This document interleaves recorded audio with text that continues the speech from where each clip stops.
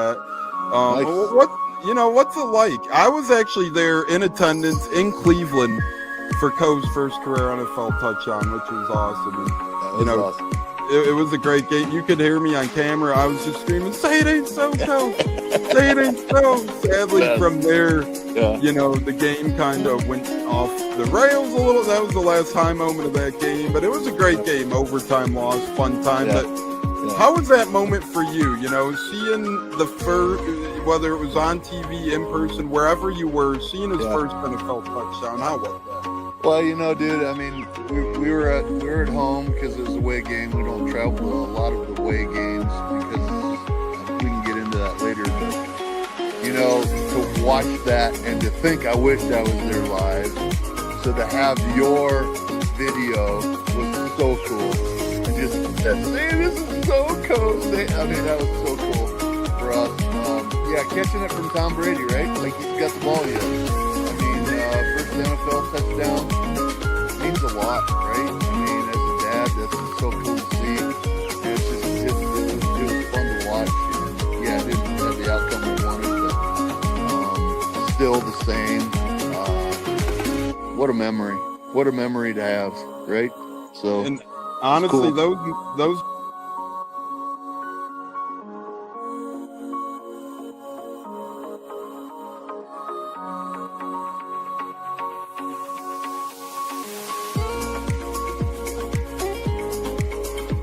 One of the best guests ever, the Buccateers in the house. You guys hear him on Tampa radio all the time. He's one of the best in the business. My favorite personal in the business. That's why I'm elated tonight. Growing up in the Chicago area, you're used to sports radio. That's what gets me through the day. So this man does help get me through the day, I will say, with the Pat and Aaron show at work. Nothing like it. So it's incredible. It looks like we got Stunna bumbling in. I'm Tampa Tones. We are joined by lead goon tonight, host of the Pat and Aaron show of WDAE, Pat Donovan. And it sounds like Stunna is bumbling a little bit. Going to put him on mute for a second until that gets a little clear. But we're joined by Pat Donovan. It looks like Stunna's hanging out with Cheech and Chong in a car with the windows up or something over there. It does look like you got a little... No, my camera's broke.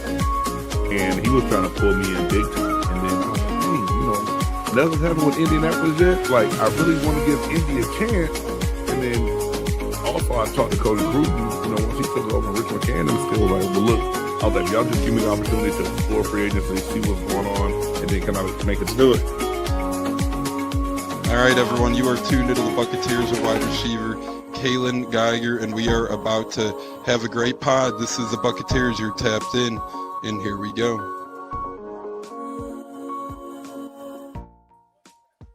Howdy ho, howdy hey, how the hell is everybody? It's our fifth annual Day 3 NFL live draft show here on the Buccateers podcast. Happy to be back for year 5. Can't believe it's year 5 already. I remember the very first one. Me and Stunna went live, and we're like, let's see how long we could go, and we just kept going and going and going. And we made it a thing year in and year out, and we take care of your Day 3 coverage here live on the Buccateers. About every half hour or so, we will be doing a short commercial break. We might have some guests on throughout the day. We'll see about that. Last year, we had on J.C. Allen, which is pretty cool because he was in and out of the Bucs green room. Talking with the new players, and then he'd come back on here and kind of give his reactions. We did extend the invite to a couple of our Buccateers Brigade members and honorary Buccateers members over on YouTube. If you guys are interested, it's only a couple dollars a month. Go over to YouTube. You could join us on a live future show. You get free merchandise. You get other stuff in there as well. And fellas, the Chiefs are on the clock. We're going to keep everybody up to date here with what's going on today. We're going to recap days 1 and 2. We're going to continue bringing you guys live coverage of day 3. And as this Chiefs fan seemingly is up at the podium before we bring in J-Lo and Zach, we'll get you guys the latest and greatest. Round 4, pick 109 is going to be. We will see. These damn guys talk forever sometimes. The Bucs are up in about 5 or 6 picks, so we do have a Bucs pick right around the corner in the near future. I think this Kansas City fan is explaining his whole life story to Pittsburgh right now. He's still on the damn mic. He's still There it talking up is. there. There it is. So the selection has finally been made, ladies and gentlemen. Round 4, pick 109 is cornerback Jadon Kennedy from Oregon. 4 interceptions, 23 pass breakups in his career. Played 2 seasons each at Ole Miss and Tulane before ending at Oregon. Zach, I know you're not an Oregon brother, but you're West Virginia's best Bucs fan there is. How you doing? Happy day 3 of the NFL draft.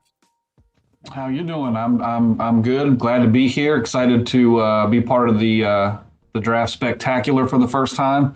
Buckled in and ready to go for the next 5 hours.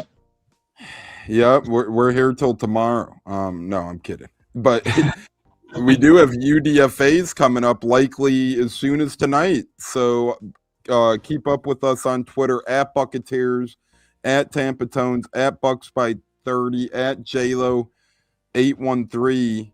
We're going to be bringing you guys the latest and greatest news from UDFAs when we're done with this. JLo, Tampa 813, how the hell you doing? Is that a Bucky Irvin white creamsicle you got on? Yes, sir. Guy represent Bucky. He was a 4th-round pick a couple years ago, and he turned to be a pretty damn good pick. So I thought I'd represent him today. This is one of my favorite draft specials, one of the shows. Plus, these are some hidden gems today. We're going to get to know throughout the day, who we think is going to be a good fit for these teams, not just us, but also the other teams as well. So sorry, I keep turning my head, look at the TV like a Riri, but, I'm excited to be here. We are joined by a couple people live on Facebook right now. El Monito is joining us live. Parlay Pete joining us live as well. So it's good stuff going on over on Facebook. We appreciate the audience over there. And we appreciate the audience that is joining the Buccaneers. And by that, we mean 3 new Bucs so far. Zach Rubenbain Jr. did end up falling to the Buccaneers. We discussed about a couple weeks ago, maybe, whenever the Rubenbain news broke, we had a show that, hey, would you draft this guy? And I think all of us said, yes, absolutely. Now some of us said, hey, maybe this might wipe him off the Bucs board, for personal reasons. But we all said we'd absolutely draft him. None of us thought he'd be available. That's why many people had Mesidor, Bain's partner in crime at the U over in Miami. But it ended up being Bain. He did fall to 15. And Zach, whatever the reason it might be, whether it's his off-the-field stuff, whether it's his quote-unquote shorter arms or something else, he was Tampa Bay's guy there at 15, and Bucs fans are very happy, and I think we're all very happy. Yeah, absolutely. It's telling how fast the Bucs picks are coming in. So I feel like their board is falling almost precisely how they have it. And they haven't utilized all the clock, I don't think, on any of these picks. So that's telling. I will say, for whatever reason, Bain falling to us, it's a godsend for multiple reasons, right? It fits one of the biggest needs that we have, but it also puts a chip on that young man's shoulder because he was projected top 6, 7 picks. And for him to fall to 15, he's going to take that as a personal slight, and hopefully he uses that as motivation, especially when we play New Orleans. So I couldn't be happier, man. I mean, I don't even know how many mocks, and Bain never made it to 15. So the fact that he fell this far in reality just goes to show you that those simulators, while they do have a lot of variables built into them, reality is not one of them, because who in the hell would have thought the Rams were going to take Ty Simpson at 13? Like, that was crazy. So, but I'm glad they did, right? Because then it pushed Bain down a little bit further to us. So, yeah, first round was crazy. Second round, I think, went pretty much to plan. And I love the trade down to pick up the extra 5th because we do have so many needs. So far, ecstatic over the way the draft has fallen for the Bucs. And I was actually going to mention just that. I was like, now, we mentioned on our mock draft show that the simulators do funny things, and, so they can't really predict what happens. And perfect example right there, when you mock with the simulators, you might not even have the chance to realistically draft a guy who might be available for your team.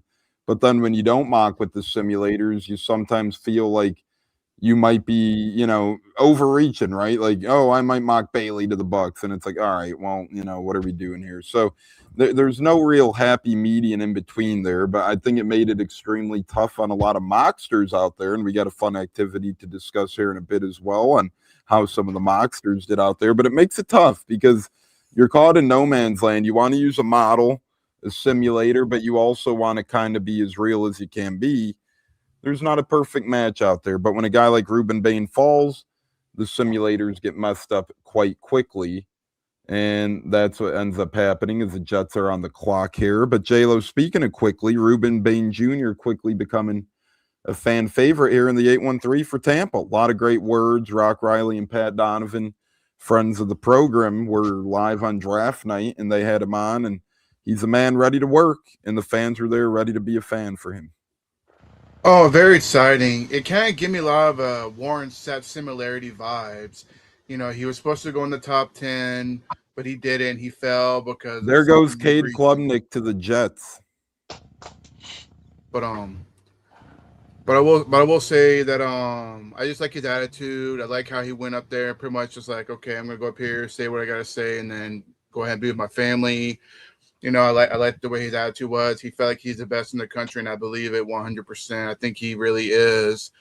And I think he's going to definitely help out Yaya on the other side a lot, getting pressure on the quarterback, which was our biggest issue on defense last year, not able to get off the field on third down. So that's going to be a big help. I'm looking forward to seeing what he brings to the table. Obviously, he's not going to get Chase McLaughlin's number, so I'm interested to see what number he's going to choose for the most part, but it's exciting. I mean, congrats to him becoming a Buck, falling to the right team. Bulls is going to utilize him to the best of his abilities. One of our great subscribers, and he was welcomed on today. He said, I'll be tuning in, but I'm running errands throughout the draft, but he's catching his draft coverage here. Great friend of the program's Joe Bonomo saying being drafted by the Jets has to be the worst feeling at QB. Zach, Cade Klubnik, he had a flop of a year last year at Clemson, but this wasn't a heavy draft class. Are there going to be a mini run on QBs in your opinion right now? We saw Eller and Beck go yesterday. Now we see Cade Klubnik go today. A couple go round one. What are your thoughts on how this QB class shakes out? Will the Bucs maybe take one? I know they brought in Daniels from Kansas on a top 30 visit. If the Bucs bring in the QB, I really hope it's through undrafted free agency, and we stick to drafting defensive players as opposed to a quarterback. There always is. I think quarterback is probably the most over drafted position. Teams are willing to reach and potentially have a bust because you just never know where that diamond in the rough's going to be. So I feel like you'll always see guys get drafted that probably don't have a reason to be drafted other than the fact that they play quarterback. So we probably will. I mean, Nussmeier's still on the board. I know he'll probably be drafted. Who else is even on the board?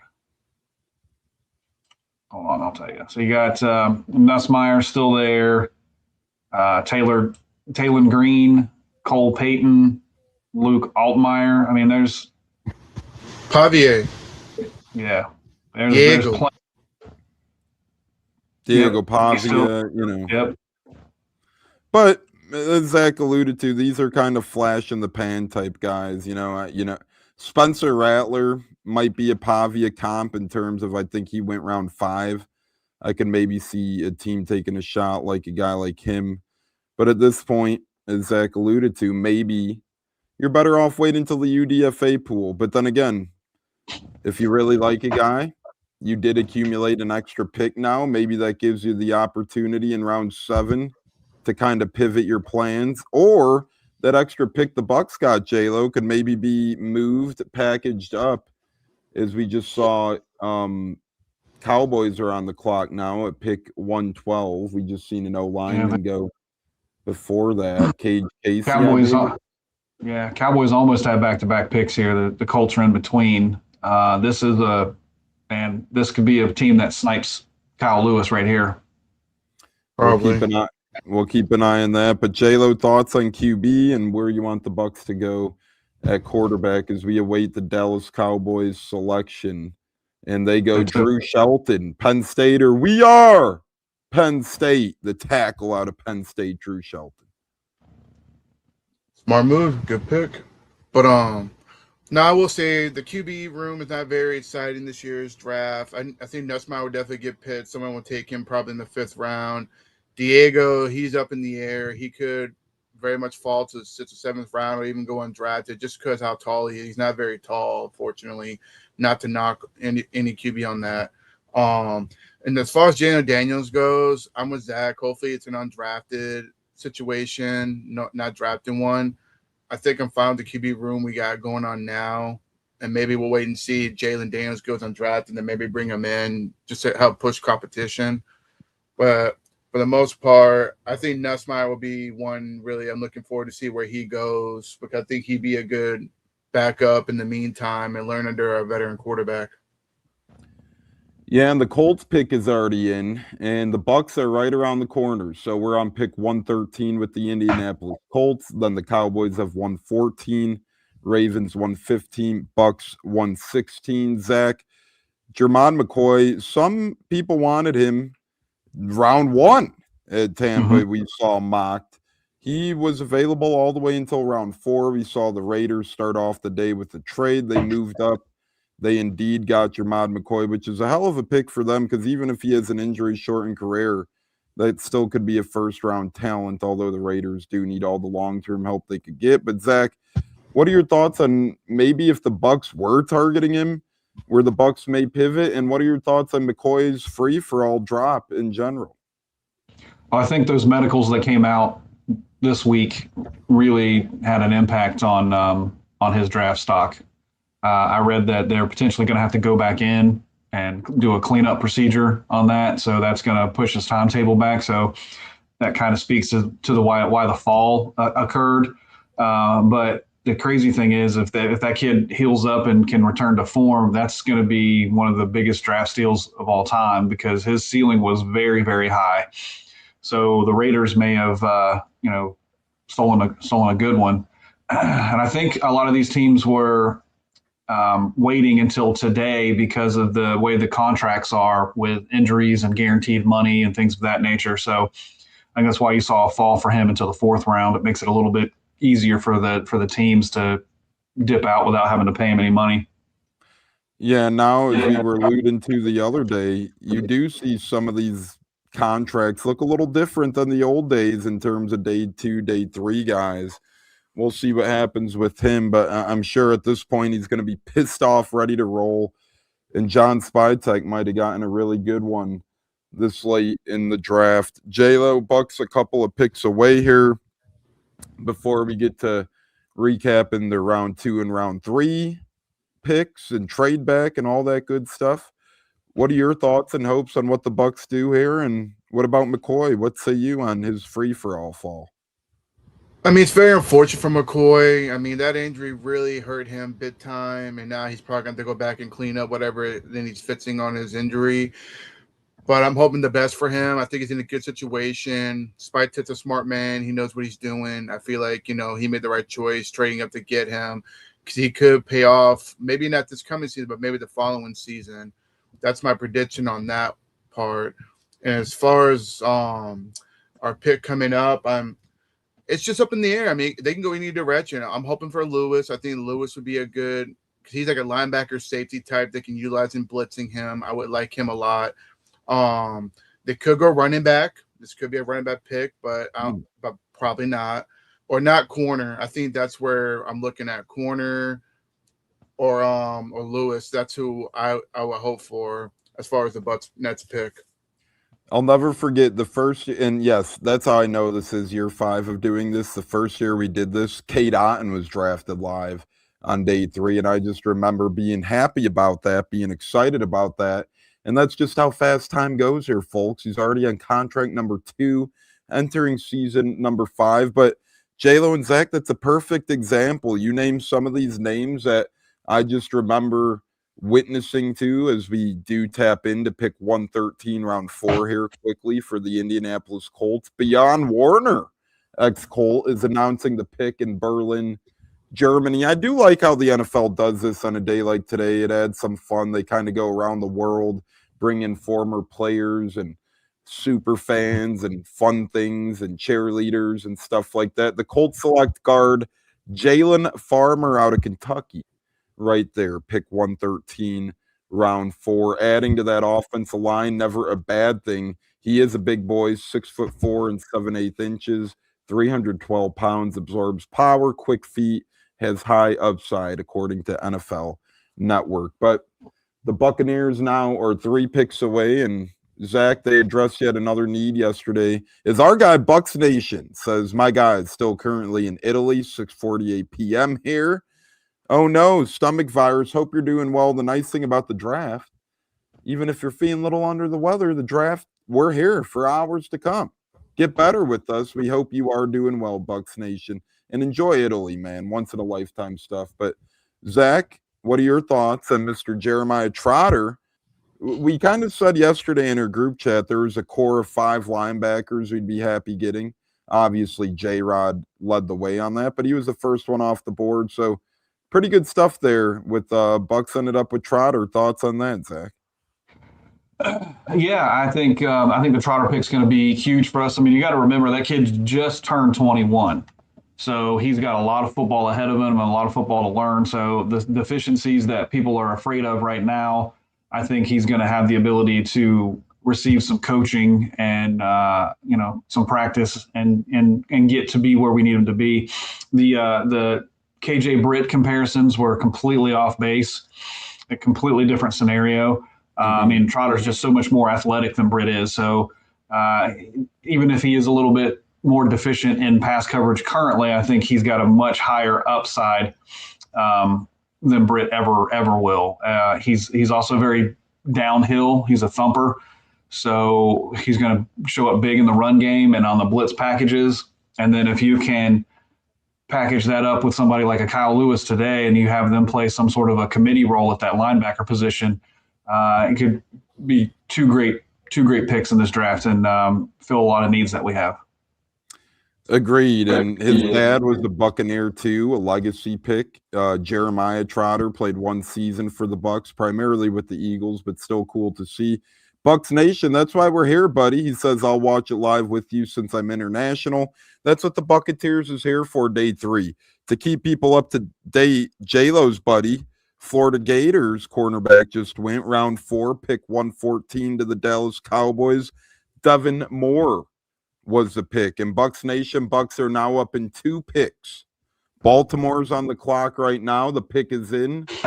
We'll keep you posted. They're motoring today, guys. This is rapid fire so far. They keep coming out to the podium one by one. And now the Bucs are probably already on the clock, and we don't even know it yet. So stay with us. They took Elijah Starrett, receiver from Indiana. So the Bucs are officially on the clock.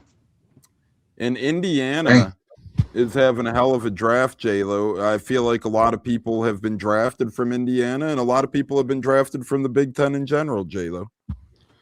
Oh, yeah. I mean, shout out to Indiana, winning a national championship, a well-coached team. You know, that's one thing you got to look at. These players that have been drafted were well-coached, you know, for the most part, and they're like NFL ready. I think all of them are going to be big contributors to their new teams for the most part.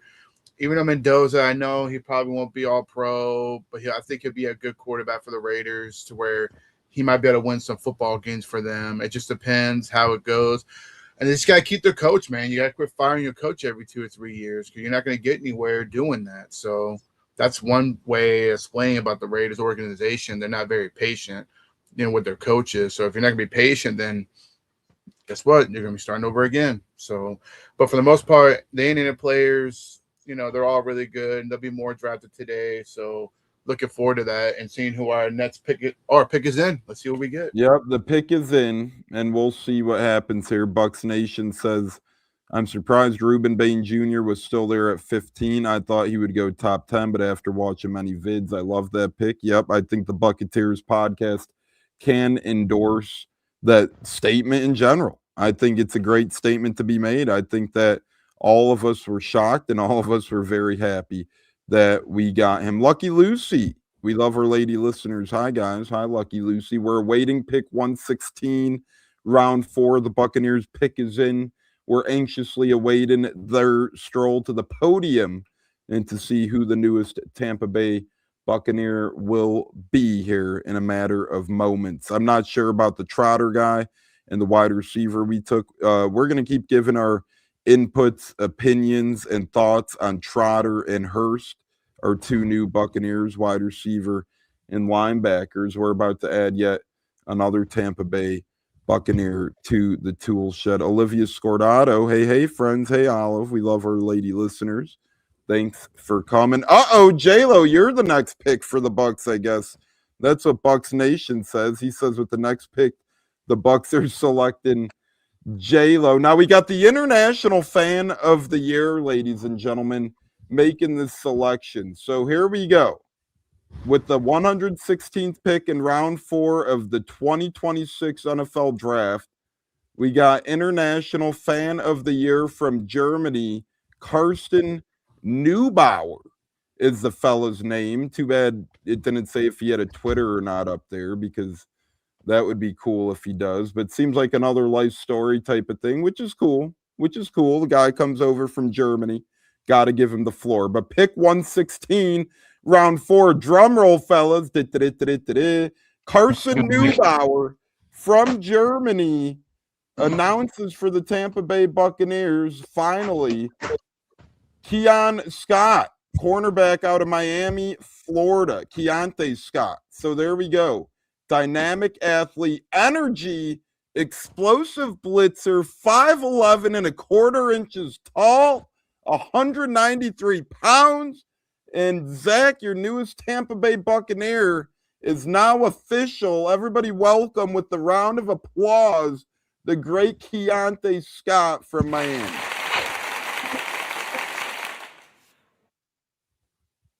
Zach? That's a good pick. Coming into today, he was actually... Zach, I think you have some. J-Lo, are you hearing that too? I'm not hearing really anything. I just hear y'all guys talking. Zach. My bad. I didn't realize that was me. Sorry. No, you're good. Continue, brother. I was just going to say, coming into today, Keontae Scott was listed as the best overall remaining player to be drafted. So that's a good pick. It fits a need. We did have a little bit of questions at cornerback, so it's a good pick.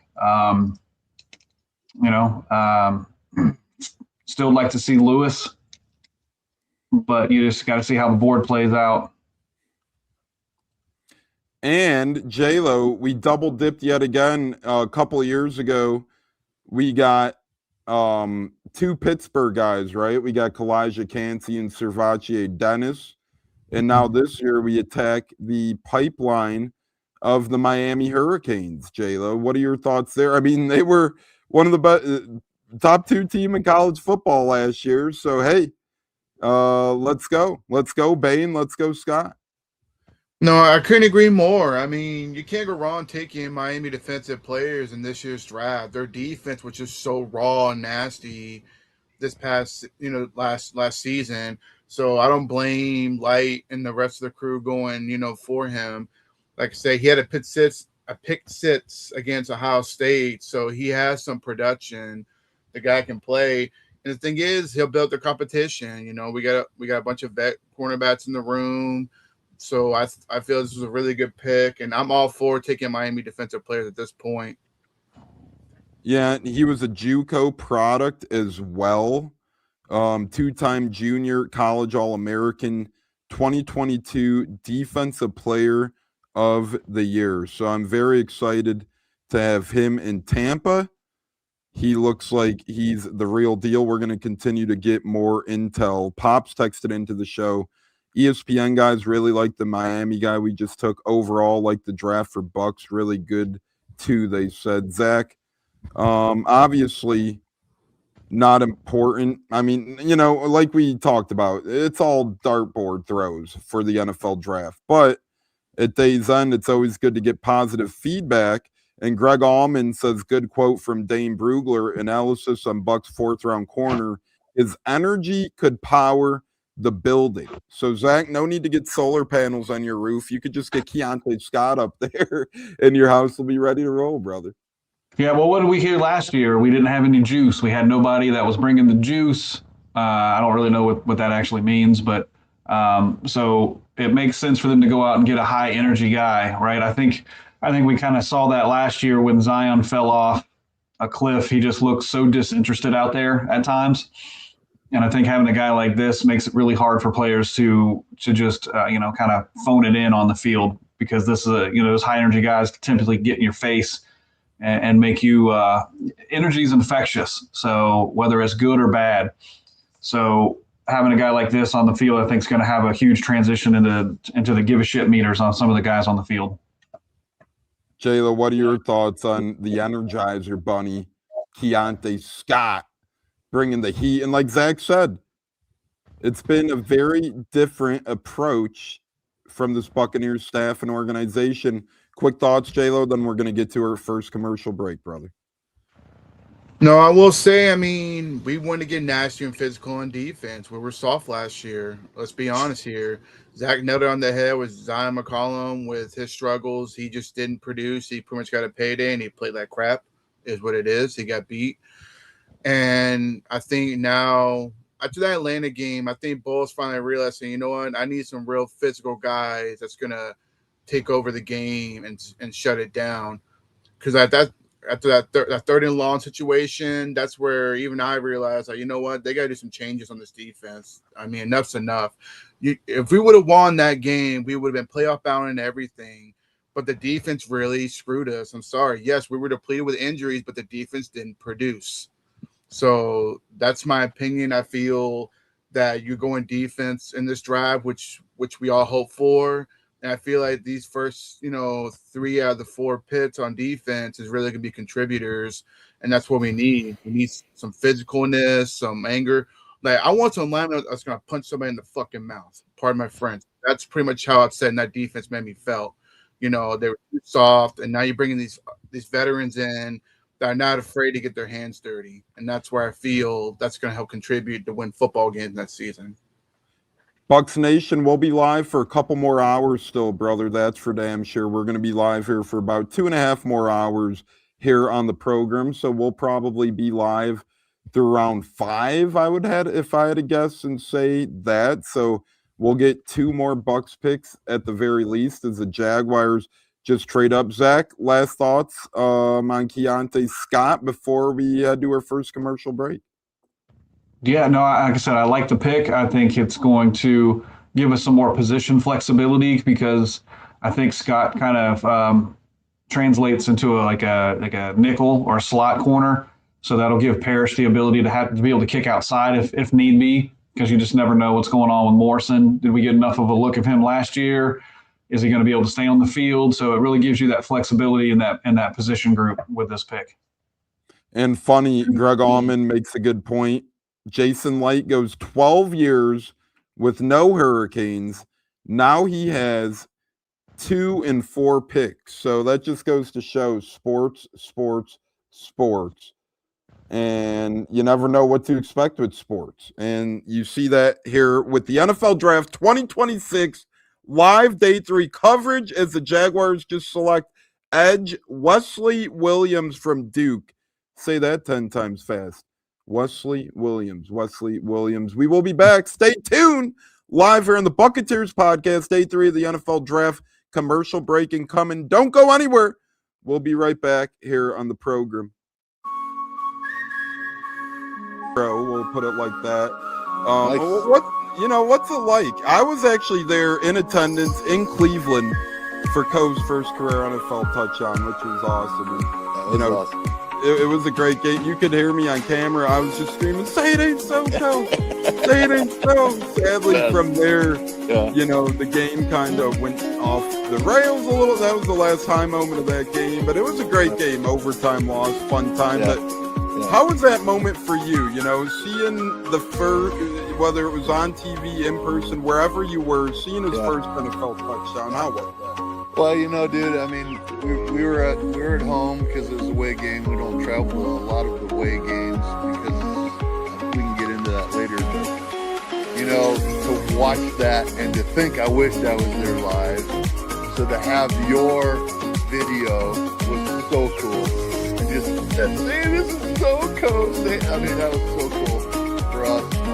Yeah, catching it from Tom Brady, right? Like he's got the ball yet. I mean, first NFL touchdown means a lot, right? I mean, as a dad, that's just so cool to see.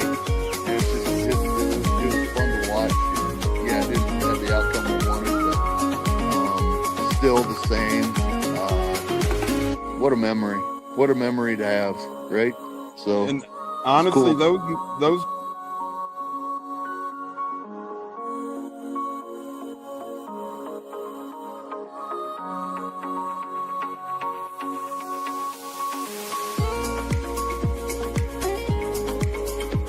one of the best guests ever, the Buccateers in the house tonight. You guys hear him on Tampa radio all the time. He's one of the best in the business. My favorite personal in the business. That's why I'm elated tonight. You know, growing up in the Chicago area, you're used to sports radio. That's what gets me through the day. So this man does help get me through the day, I will say, with the Pat and Aaron show at work.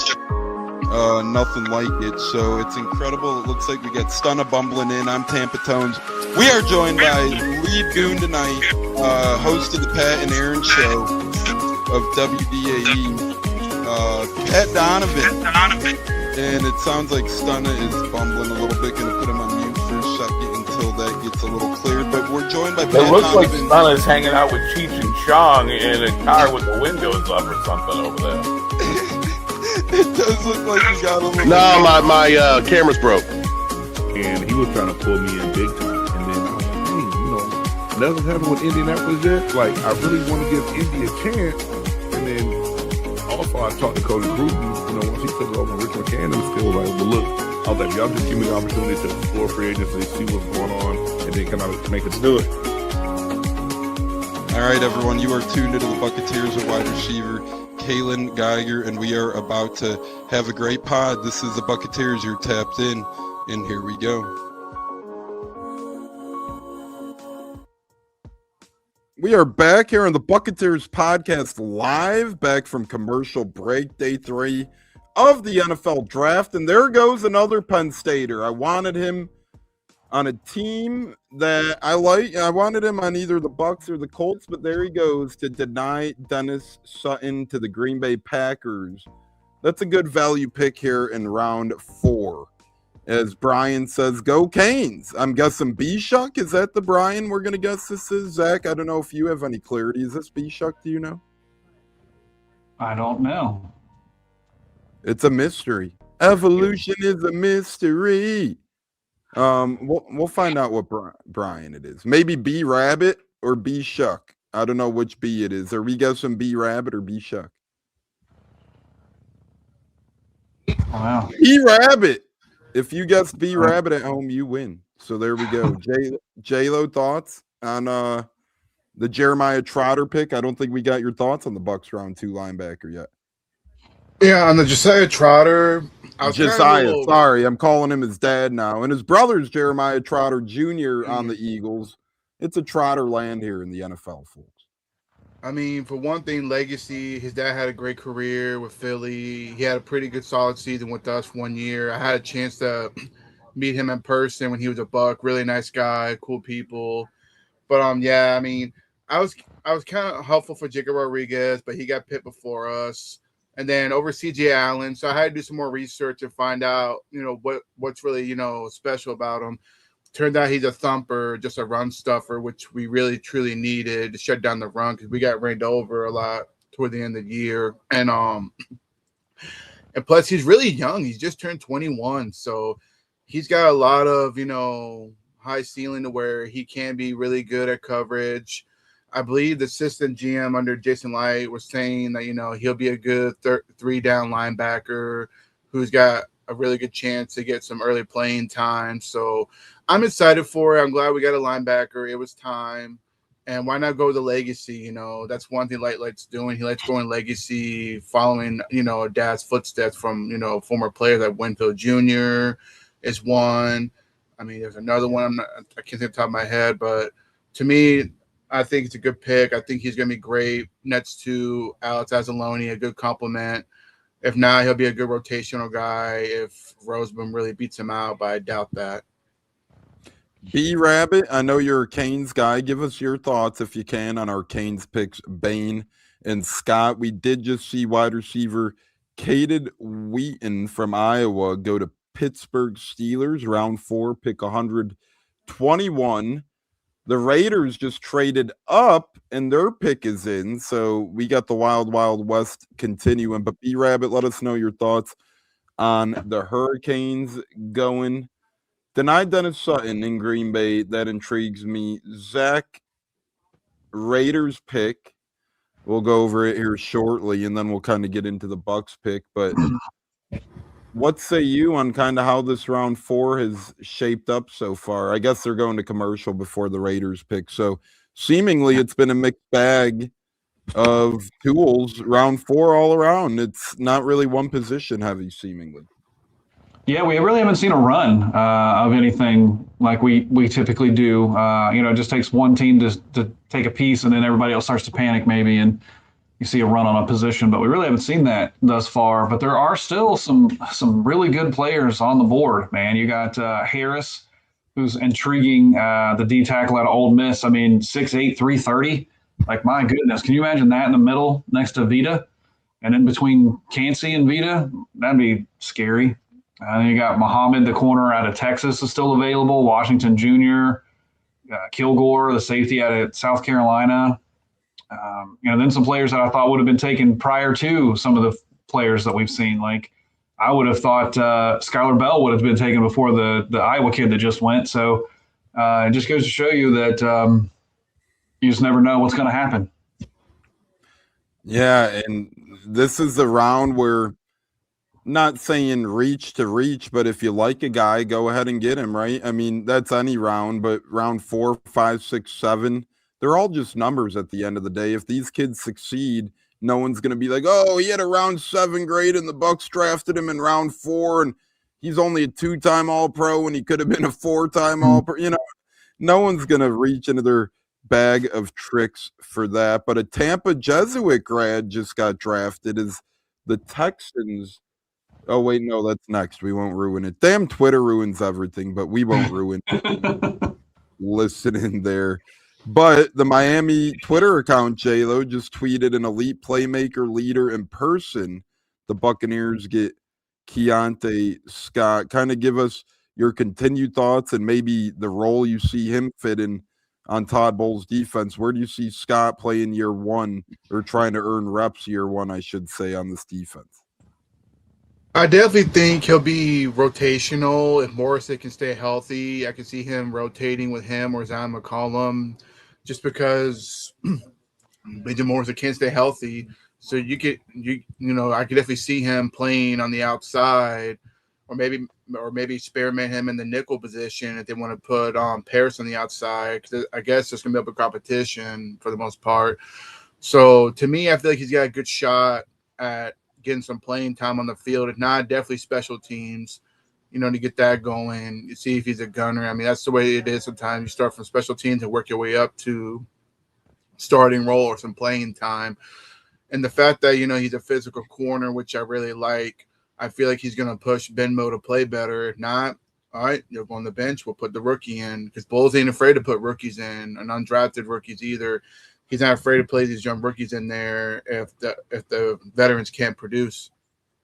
Yeah, and Zach, what say you on his role, how he's fit in? Do you agree with J-Lo so far? Defensive secondary projected looks as follows. You got Ty Key and Winfield as the safety room with Killebrew and Rashad Wisdom backing up there, and J.J. Roberts making his way back from injury. Remember, that's a UDFA from a season ago the Bucs really like. So you could probably assume 2 to 4 UDFAs from this year's class will end up making the roster. That's seemingly the magic number for the Bucs as well. Then, Zach, you got Benny Moe, and you got Zion McCollum, and you got Jacob Parrish, and then you got an open competition almost. Josh Hayes, Chase Lucas, Keemon Hall, a couple newcomers, Damarian Williams. So Scott's going to have his chance to make his plays, and make his plays sooner rather than later.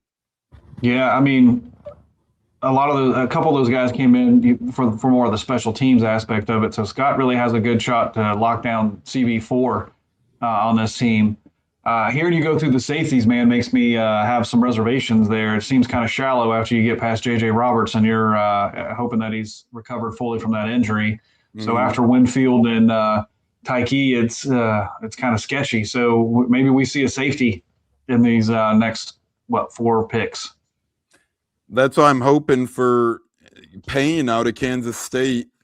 And we know between Hayes and Parrish, they do like Kansas State guys. VJ Payne, a versatile safety, still on the board. I know our friends over at Real Bucs Talk said look out for him being a potential target today as well. I think that would be an adequate pick here for this defense. But Zach, I'm kind of like you.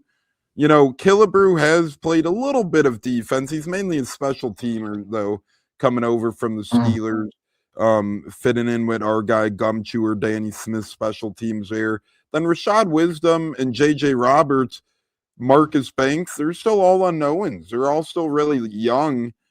You don't really know what you're getting out of him. So I think I agree with you a lot, Zach, that I wouldn't mind looking at a safety here in the coming rounds. J-Lo, do you agree with that?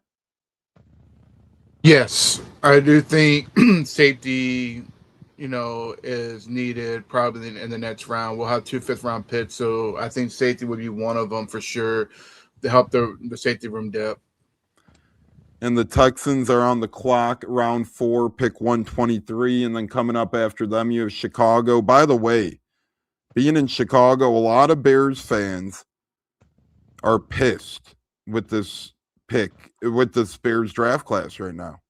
Could you blame him? They picked the tight end yesterday, and unless they trade Cole Kmet, but now you got Cole Kmet, now you got Loveland, and now you got a third, young up-and-coming tight end is Wade Woodaz out of Clemson, just got drafted. And speaking of Clemson, for as bad of a year as they had last year, they're having a lot of draftees, and Wade Woodaz is another one of them. But Zach, kind of thoughts on, the Bears kind of going against the grain here and best player available in their opinion versus need, I guess. They didn't really need a tight end, wide receiver. Bears fans are going through it right now. What say you on your thoughts on fit versus need versus BPA? Where do you lie on that? Well, I'm anticipating a Justin Jolly pick here, just because, why not take another tight end for the Bears? Do you know if he's related to former tight end Doug Jolly? I don't. I will say what it leads me to believe is that Kmet's on the move. They're gonna find a partner and ship him out of town. But as far as need versus value, I think first round you have to draft best player available regardless of where it's at, unless you got the first overall pick, right? And then you need a quarterback, and however that plays out. But I think as you start to get, that's a good pick. Damn, they took Muhammad out of Texas, the corner. But as you get into these later rounds, it really becomes to try to fill out your roster with depth. And so you might be drafting a player that's further down on the board, but it's because it fills a need for you depth-wise. And you really can't run the risk of saying, well, he's a 6th-round projection and we're in the 5th round, so we'll wait till the 6th because somebody else might take him. So you gotta take the players when you have the opportunity to fill out your depth in these later rounds. Couldn't agree more. And speaking of filling out depth, we continue to do that on today's live Day 3 program. And with the great J.C. Allen live, the great man, the myth, the legend himself, covering your Tampa Bay Buccaneers. J.C., how are you, buddy? How do you like the Day 3 round 4 pick out of Miami yet again? I love the pick. He was the best fit for me in the 2nd round, fellas. This screams Tez Johnson type value. He's one of these guys, a specific type fit in a specific type of defense. And thankfully, the Bucs and Todd Bowles fit that type of defense. I never thought he'd be available for them in the 4th, let alone in the 3rd yesterday. He was someone that I identified in my latest piece on my Day 3 Bucs best fits. And, he just brings this, again, the theme is physical and violent. Physical and violent. That's what they want, these players. And coming downhill in the run game, that's exactly what he brings, physicality and violence in the run game. There are some coverage limitations. He's got the speed, but I think getting coached up from a guy from the two new coaches there, because they'll play. He can play safety as well. He's that safety nickel tweener guy. But getting coached up by Johnson and Atkins, I think, is going to do wonders for him, for his versatility, for him to be able to play significant, maybe some significant snaps as soon as his rookie year. The age is a little bit, the ball production you wish was like better, but 2 interceptions for touchdowns, you really can't turn that away. Could he return punts? Possibly. Overall, I thought it was a great pick for them, a great fit, best player available by far on my board for the Bucs. So I love the fit. I love the position it fills, and again, this means directly that Jacob Parrish versus Benjamin Morrison versus probably a veteran who's started before. If they can get Rasul Douglas, it's going to be like, hey, you got an opportunity out there to beat these young dogs, and that's going to be a fun training camp battle to watch once everything plays out. So really like that pick. Really like the day 2 picks. Love the day 1 pick. And so far, guys, I'm kind of hitting the nail on the head with this draft so far. So another successful one so far for me. I'm really excited about that as well. Yeah, you're doing great as you always do. We are live with the great JC Allen of the Pirate Parlay podcast, making great articles over on X as well. And JC, I know you were busy night 1 early and often. You have anything on your plate for day 3, brother? Are you going to be in the media room at all today, or what are your plans for day 3 of the draft today? Yeah, so I had to run home real quick. Luckily, I'm only like 20 minutes away for a little emergency. Nothing like crazy. No one's hurt or anything like that. But, wife can't figure out how to do something. Needs man, whatever. It makes me feel manly, and I saved the day. So let's go save the day. I was like, the Bucs are about to be on the clock, though. You got to wait in between rounds. There should be an hour. I should be able to get there and back. I will, unfortunately, miss the press conference with Keontae Scott, but I've got some of my fellow constituents there helping me out with some of the questions I wanted answered. So we'll be back hopefully before the round 5 picks go off. I've got some awesome graphics my wife sent me out this year. It's so sick. I didn't know how to do it because I don't play with Canva, and she made this graphic on Canva, and then I erased something, and I started panicking. She's like, just hit the undo button. I was like, oh God, I'm not a technical computer person. Spreadsheets, Excel, AI, I don't know how to use any of it. It's Google to me. But so it's been a lot of fun. I got those graphics that'll be coming out that I'm doing. I've got my articles, obviously, once the picks come out. It's making them come out a lot faster since they've been best fits for me, and I already have the scouting report and how they fit in the defense ready. So that's been good. Keep those coming, Jason, if you can hear it. But yeah, lots of stuff going on. I'll be on here. I'll be on the Sports Web. I'll be on if Pless decides to go live some point at day 2, I'll go live with him. Bucs Germany, I think, the crewcast is going to be back live again at some point today. I'll hop on with those fellas, and I'll hop back on here depending on how long you guys are going. So, but yeah, it's a fun day. Yeah, before we let Zach or J-Lo get a quick question in, my last thing for you, JC, the Bucs obviously traded back yesterday, accumulated a draft pick. Do you think they actually go ahead and make that extra pick, or is that fuel for the fire for this Tampa Bay Buccaneers team to try and move up potentially? I think it could be either one, right? I think you feel really comfortable going into this 5th round knowing you have 2 picks and you can address either offensive line, defensive tackle, or tight end here with some of the guys you feel really comfortable about. Josh Kuvas is someone, Justin Jolie, Joe Royer, all guys who I think could, be here at this pick. Bo Stevens, Billy Schaaf. I don't know who's been off the board, but if any of these guys are on, then they're gone. Bo Stevens, Billy Schaaf, one of those guys types. Jalen Farmer, I think, went off, but Jeremiah Wright could still be there. Armaj Reed, Adams Reed from Notre Dame. There's some guys that I like there. Center prospect, if Sam Hecht is still hanging around, or if Matt Gulpin or Pat Coogan are hanging around, I think, those could be considerations in the 5th.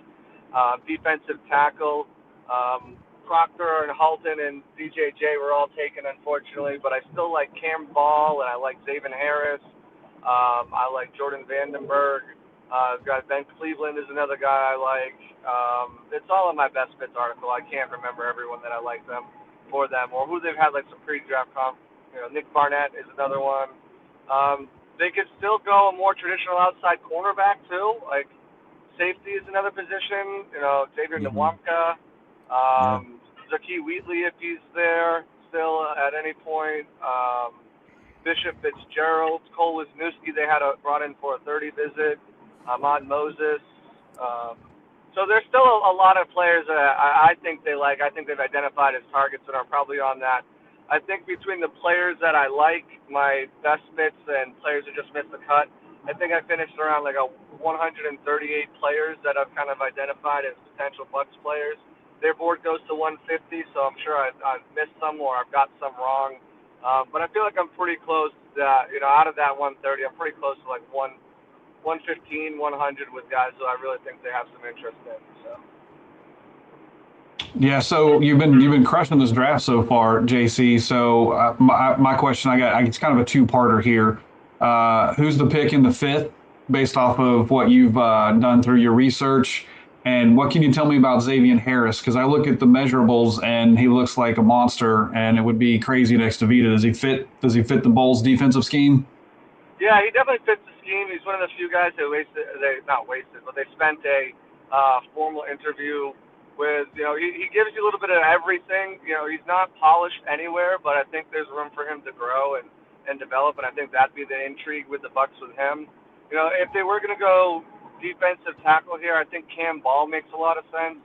Marcus West ran his pro day workout, so they actually spent resources not just flying the scouts out who are usually already local to that area, but flying out their defensive tackle coach from Tampa to go work him out.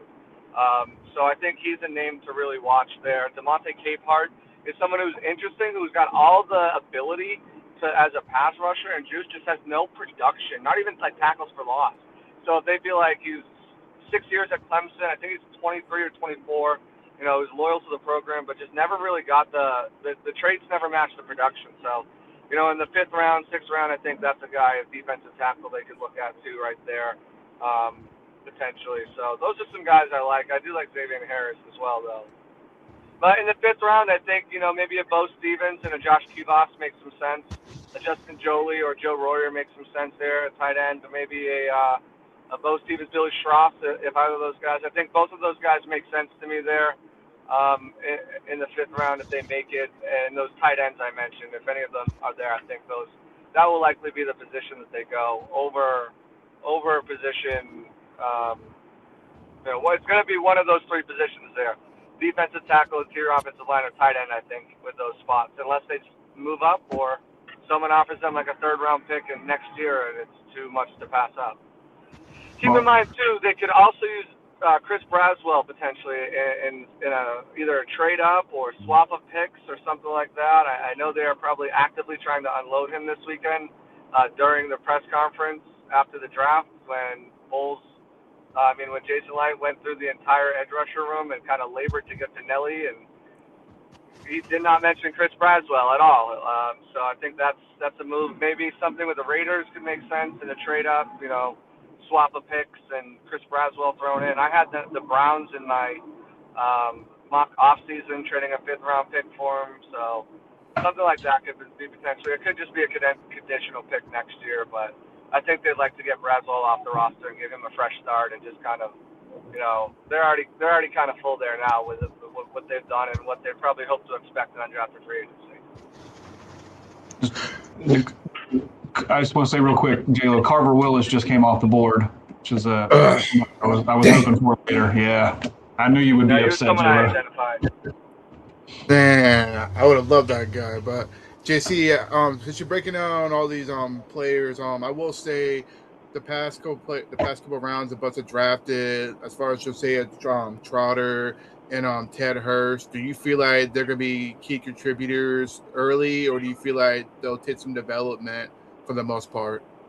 Oh, I think Ruben Bain is probably a plug-and-play starter. That dude is pissed off, and if you think he's going to let AQ Muhammad beat him out for the starting job, I think that's sad.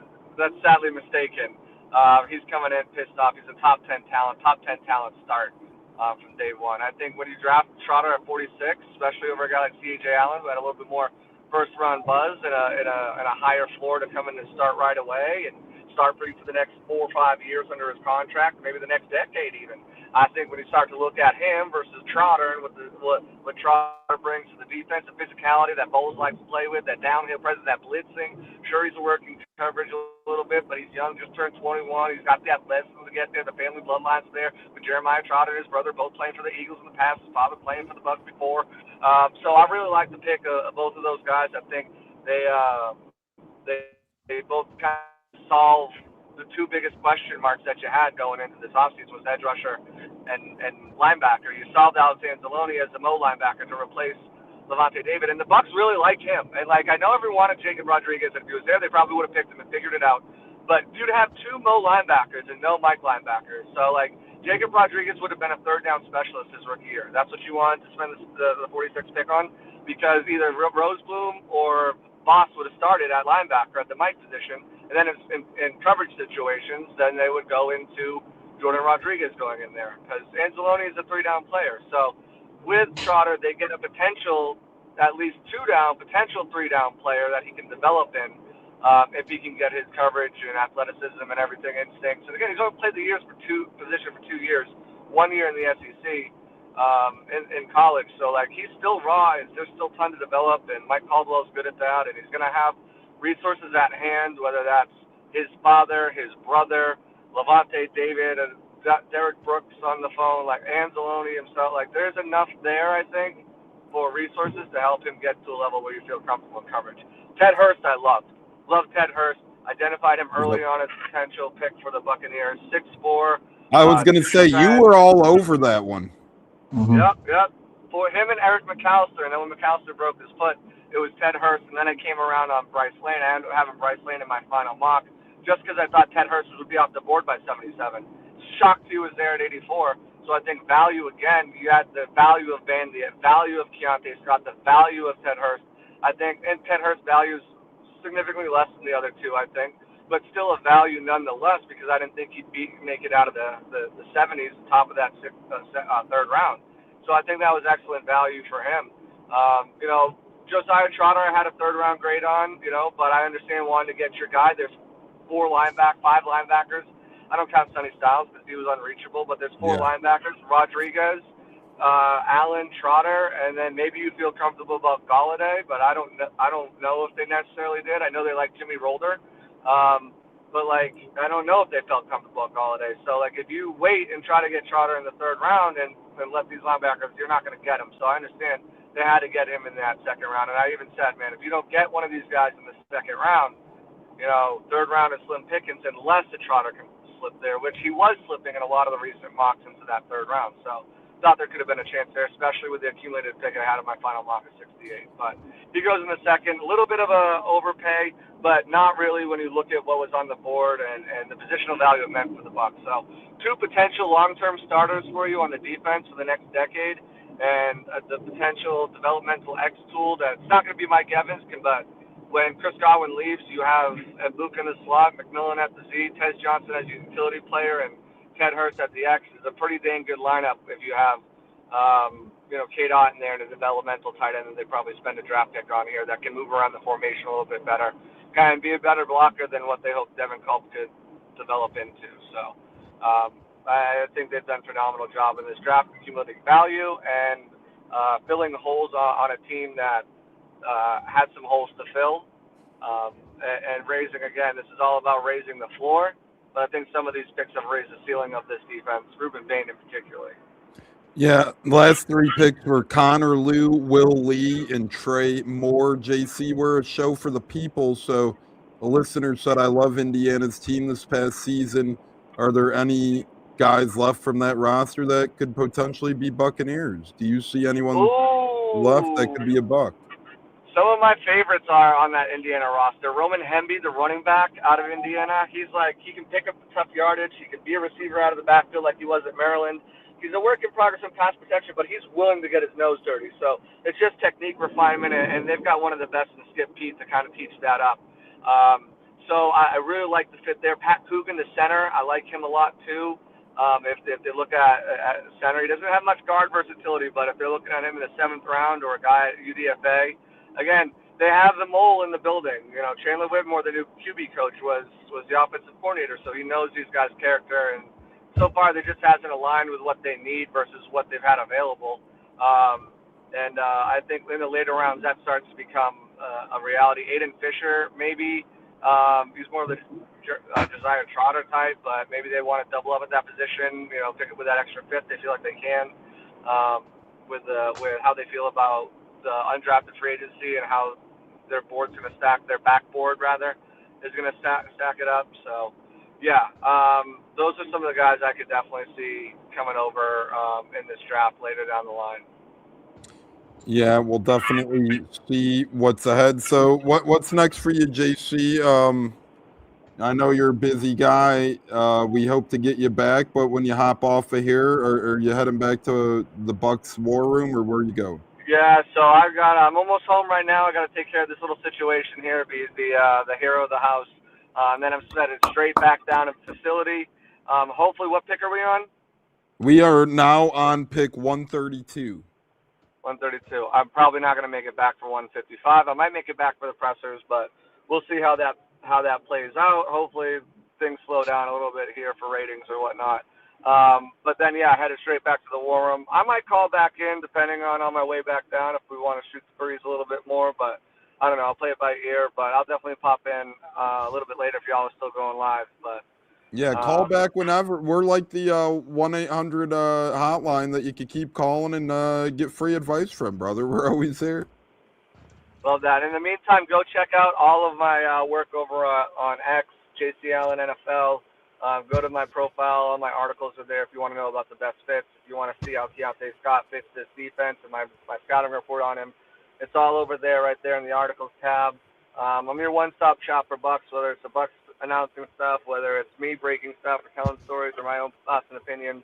Everything you need for the Bucs is right there on my page. It makes it easy, accessible. You can follow everybody else, but you don't have to if you don't want to. It's all right there for you. But appreciate you guys having me on, and I'll pop on later. Yep, all you need is JC Allen as Cleveland Meese is the original tribal chief. JC, we'll talk soon, brother. All right, there's a great JC Allen. And fellas, we will be right back live here on the Buccateers podcast after a quick commercial break. Bringing the heat, Zach J-Lo, Tampa Tones. We'll be right back. Don't miss us. In a minute, if I could get the damn thing going, technology. We'll be back in a minute. Bro, we'll put it like that. Nice. What's it like? I was actually there in attendance in Cleveland for Coe's first career NFL touchdown, which was awesome. And, Awesome. It was a great game. You could hear me on camera. I was just screaming, "Say it ain't so, Coe! Say it ain't so!" Sadly, from there, the game kind of went off the rails a little. That was the last high moment of that game, but it was a great game. Overtime loss, fun time. Yeah. But how was that moment for you? Seeing the first, whether it was on TV, in person, wherever you were, seeing his first NFL touchdown. How was that? Well, dude, I mean, we were at home because it was a away game. We don't travel to a lot of the away games because we can get into that later. But to watch that and to think I wished I was there live. So to have your video was so cool, and just say, this is so cool. I mean, that was so cool for us. Catching it from Tom Brady, right? Like he's got the ball yet. I mean, first NFL touchdown means a lot, right? I mean, as a dad, that's just so cool to see. And it was fun to watch. And, it didn't have the outcome we wanted, but still the same. What a memory! What a memory to have, right? So, and honestly, cool. those.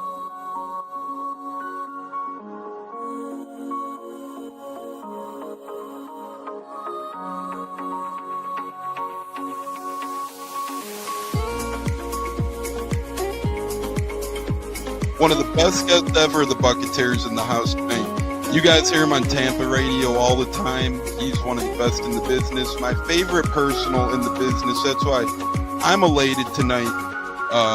Growing up in the Chicago area, you're used to sports radio. That's what gets me through the day. So this man does help get me through the day, I will say, with the Pat and Aaron show at work. Nothing like it. So it's incredible. It looks like we got Stunna bumbling in. I'm Tampa Tones. We are joined by Lee Goon tonight, host of the Pat and Aaron show of WDAE. Pat Donovan. And it sounds like Stunna is bumbling a little bit. Going to put him on mute for a second until that gets a little cleared. But we're joined by Pat It looks like Donovan. Stunna's hanging out with Cheech and Chong in a car with the windows up or something over there. It does look like he got a little. No, my camera's broke. And he was trying to pull me in big time. And then I was like, hey, you know, nothing's happened with Indianapolis yet. Like, I really want to give Indy a chance. And then also I talked to Cody Bruton, you know, once he took over Richmond Cannon, still like, well, look, I was like, y'all just give me the opportunity to explore free agency, see what's going on, and then kind of make us do it. All right, everyone, you are tuned into the Buccateers of wide receiver Kalen Geiger, and we are about to have a great pod. This is the Buccateers. You're tapped in, and here we go.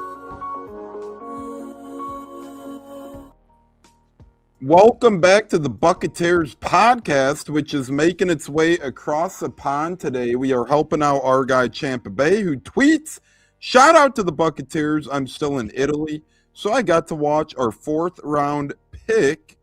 Welcome to Tampa, Keontae Scott, finally a cornerback, LOL. So cool stuff there, ladies and gentlemen. We are listening to in Italy right now. I know we have a German following as well, but J-Lo, kind of cool stuff. We're here to bring day 3 to the people, and here we are getting listened to across the pond. That's just awesome. No, definitely. Anytime we can help out a fellow Buck fan who can't really watch the draft internationally, we can help give him the information he needs. So that's pretty awesome. And give us a shout out. Thank you again, Tampa Bay. Speedy recovery, my friend. Never fun being sick, but make the best out of your Italy trip, man. Once in a lifetime. Yeah, and Zach, we have the Bucs with a couple of 5th-round picks. J.C. Allen kind of gave us his thoughts on where the Bucs might head in round 5. Right now, another tight end just went pick 133, tight end Matthew Hibner out of SMU to the Baltimore Ravens. And you got Atlanta and Indy coming up here on the clock. But what say you, Zach, on round 5? Thoughts on what J.C. had to say? Do you agree with him, or would you like to see someone he may not have mentioned coming up here for the Bucs? No, I think we're all on the same page here. I really feel out of these next 2 picks, if we can get a D tackle, a safety, or a tight end, one of those 3, 2 of those 3, I think it'll be a win. I'm keeping my eyes on Harris, Kilgore, and Jolly are the 3 that I'm kind of like watching the picks for to make sure that those guys aren't sniped by somebody else. But there's still a lot of good linemen, interior offensive linemen out there. I like Coogan as well from Indiana as more of a 6th or 7th round guy. You know, Fisher from Indiana is my guy as well. That dude just produces. So there's still a lot of names out there that I'm interested in. Yeah, me too. And the Falcons, let's hope, don't get one of those names that we're interested in, is pick 134. Round 4 is about to be submitted here for the Falcons. We got about 5 picks left after them in round 4, including the Indianapolis Colts coming up. J-Lo, you'd have to assume Colts go edge rusher here almost. So far, we haven't seen one yet from Indy this draft, but they were kind of like the Bucs coming in. Where do you see the Colts going at pick 135? I mean, I couldn't agree more. I mean, edge is probably what the most need right now. That's just one thing they had a hard time throughout the offseason, like we did, trying to bring in a really great pass rusher.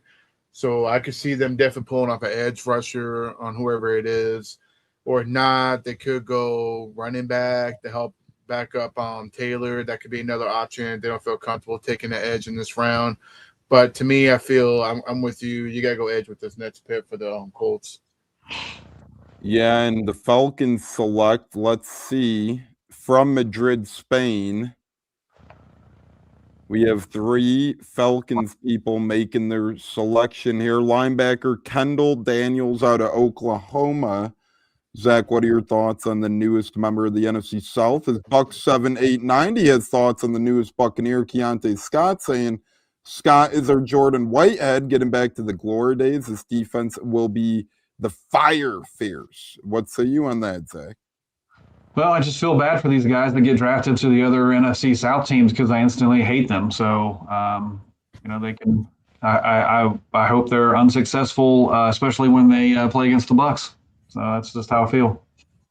couldn't agree more. And I like the Keontae Scott to Whitehead comp, although I think Scott's a little bit more of a firecracker out there. Nothing against Jordan Whitehead. He was a really good player and served his purpose for this Bucs team.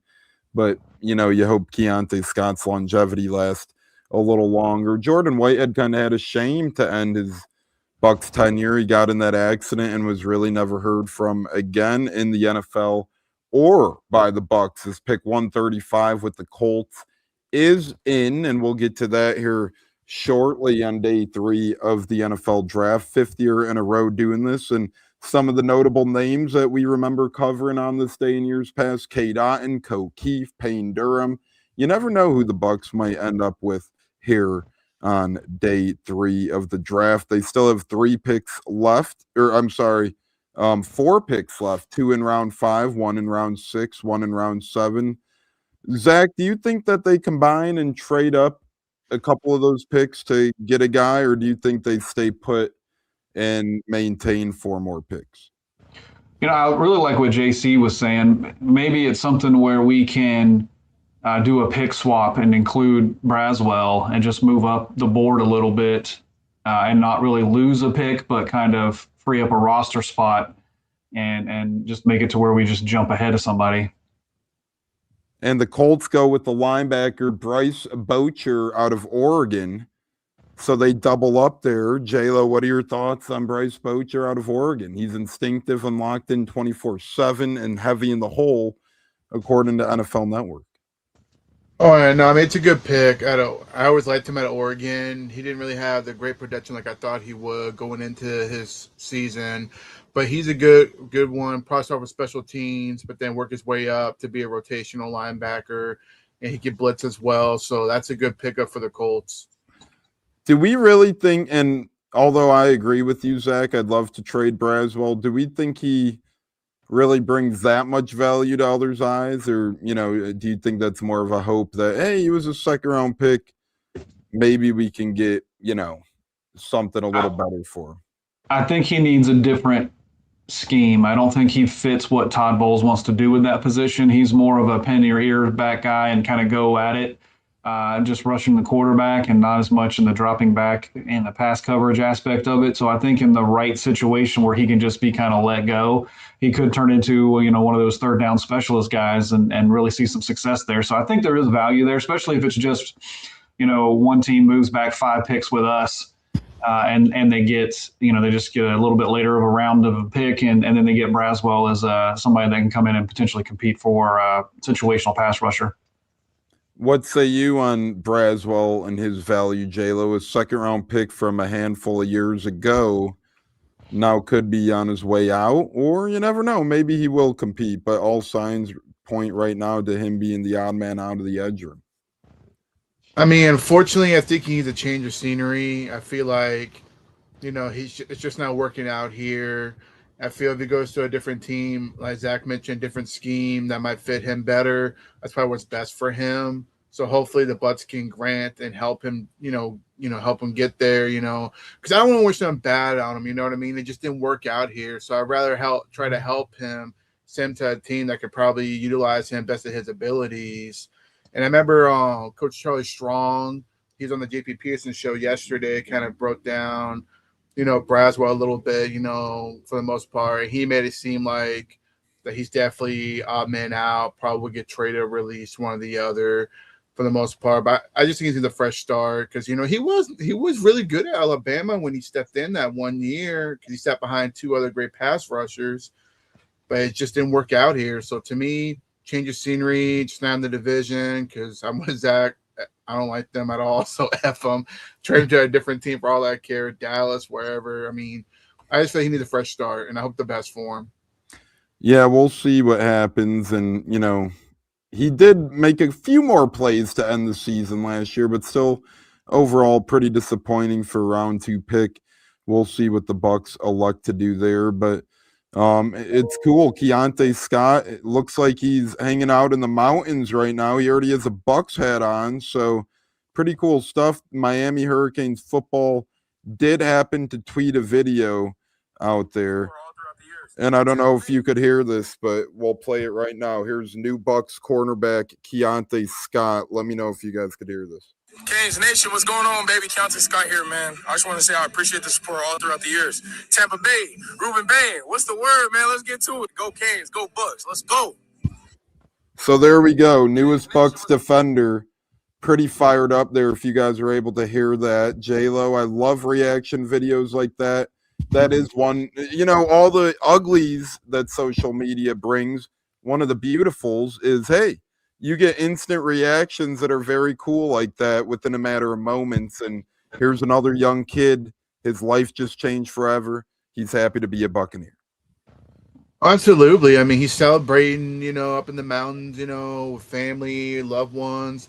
That's what it's all about with the NFL draft. You want to be with your family for the most part, enjoy the moment, because now you're starting your whole new career. Everything you worked so hard, put all the effort in and everything, and then you get drafted and you get that feeling. And no matter what position you get drafted, you know what I mean? Yeah, money, you're not getting a lot of money sucks, but shoot, I mean, I've Ted Hurts, I got drafted in the 3rd round and make history.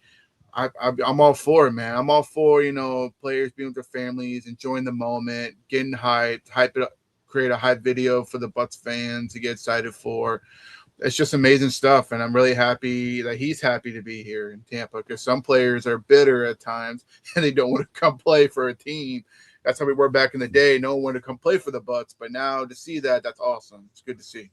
The Yucks. Remember when Warren Sapp said that infamous quote, and him and Derek Brooks were 1st-round picks that year and the only 2 Hall of Famers from that. So let's hope that the Bucs can have more continued success and more Hall of Famers from this one. But thoughts on the Scott reaction?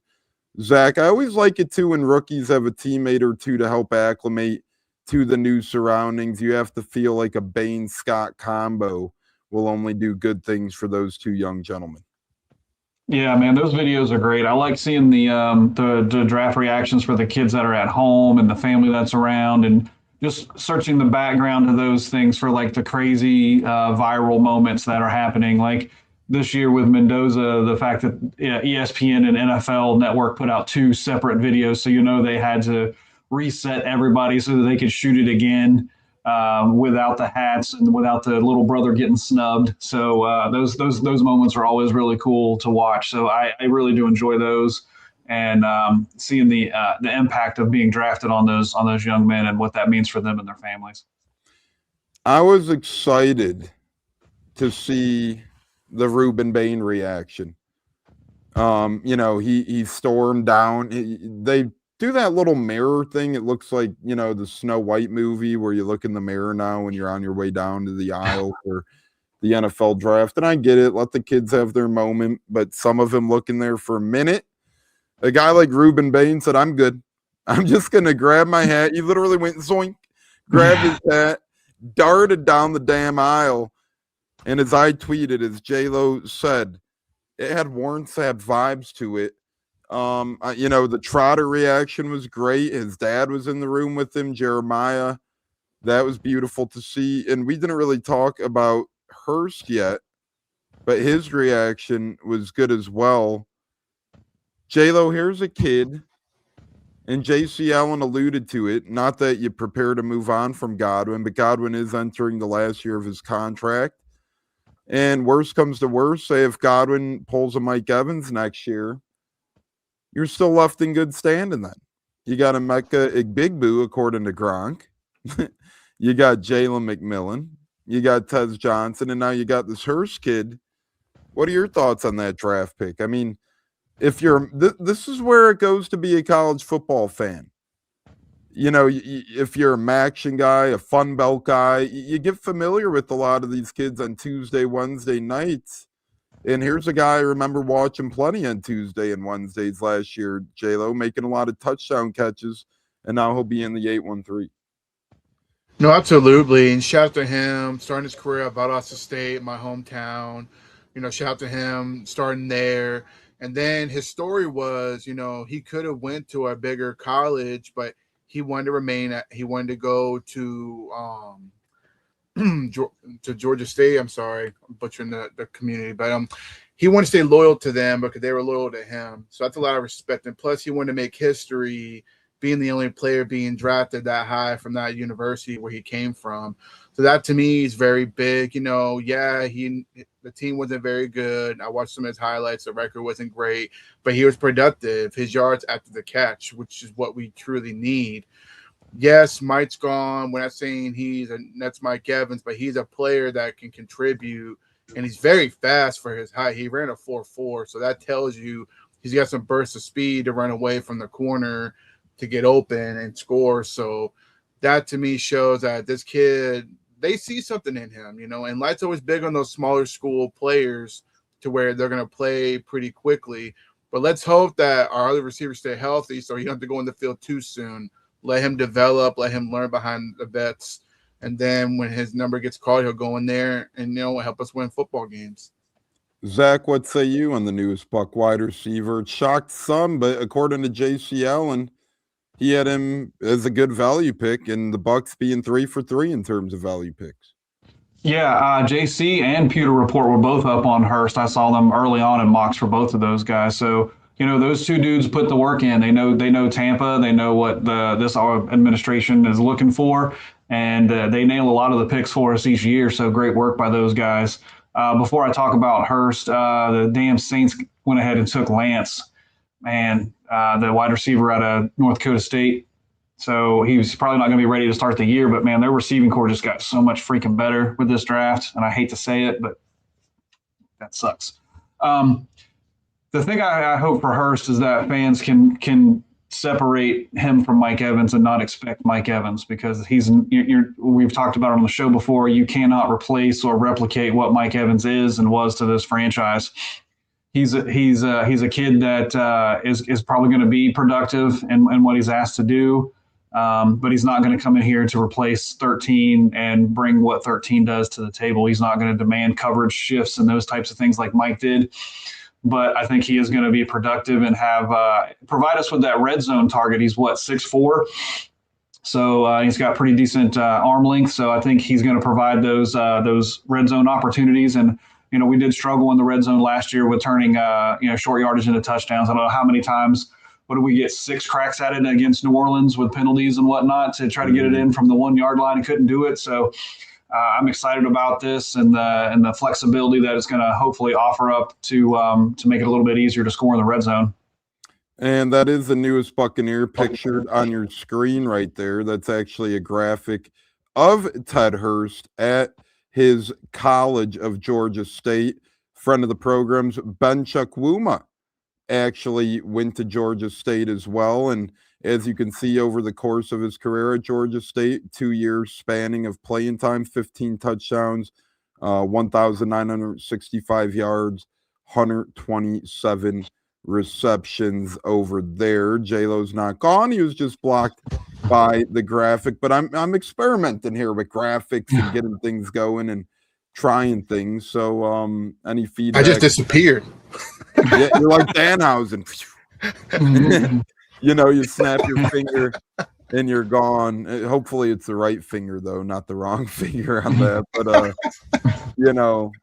you do these shows and you have fun, and Cowboys are on the clock now. After the Cowboys pick, we're only going to have a mini commercial break, but we will have a mini one about a minute and a half long here after the Cowboys make pick 137, round 4. We're live on our annual draft show, Buccateers Day 3. We do have some fun YouTube subscriber giveaways coming up. We're going to be doing some really good stuff here, so pay attention and we'll detail that. We're trying to get to 1,000 subs, and we're going to have some really, really good subscriber giveaways here on YouTube. Some of that might include memorabilia, football cards, and so much more, and we're talking some good stuff there. Alabama edge LT Overton went to the Cowboys, pick 137, round 4. J-Lo, in 20 seconds or less, what are your quick thoughts on that selection?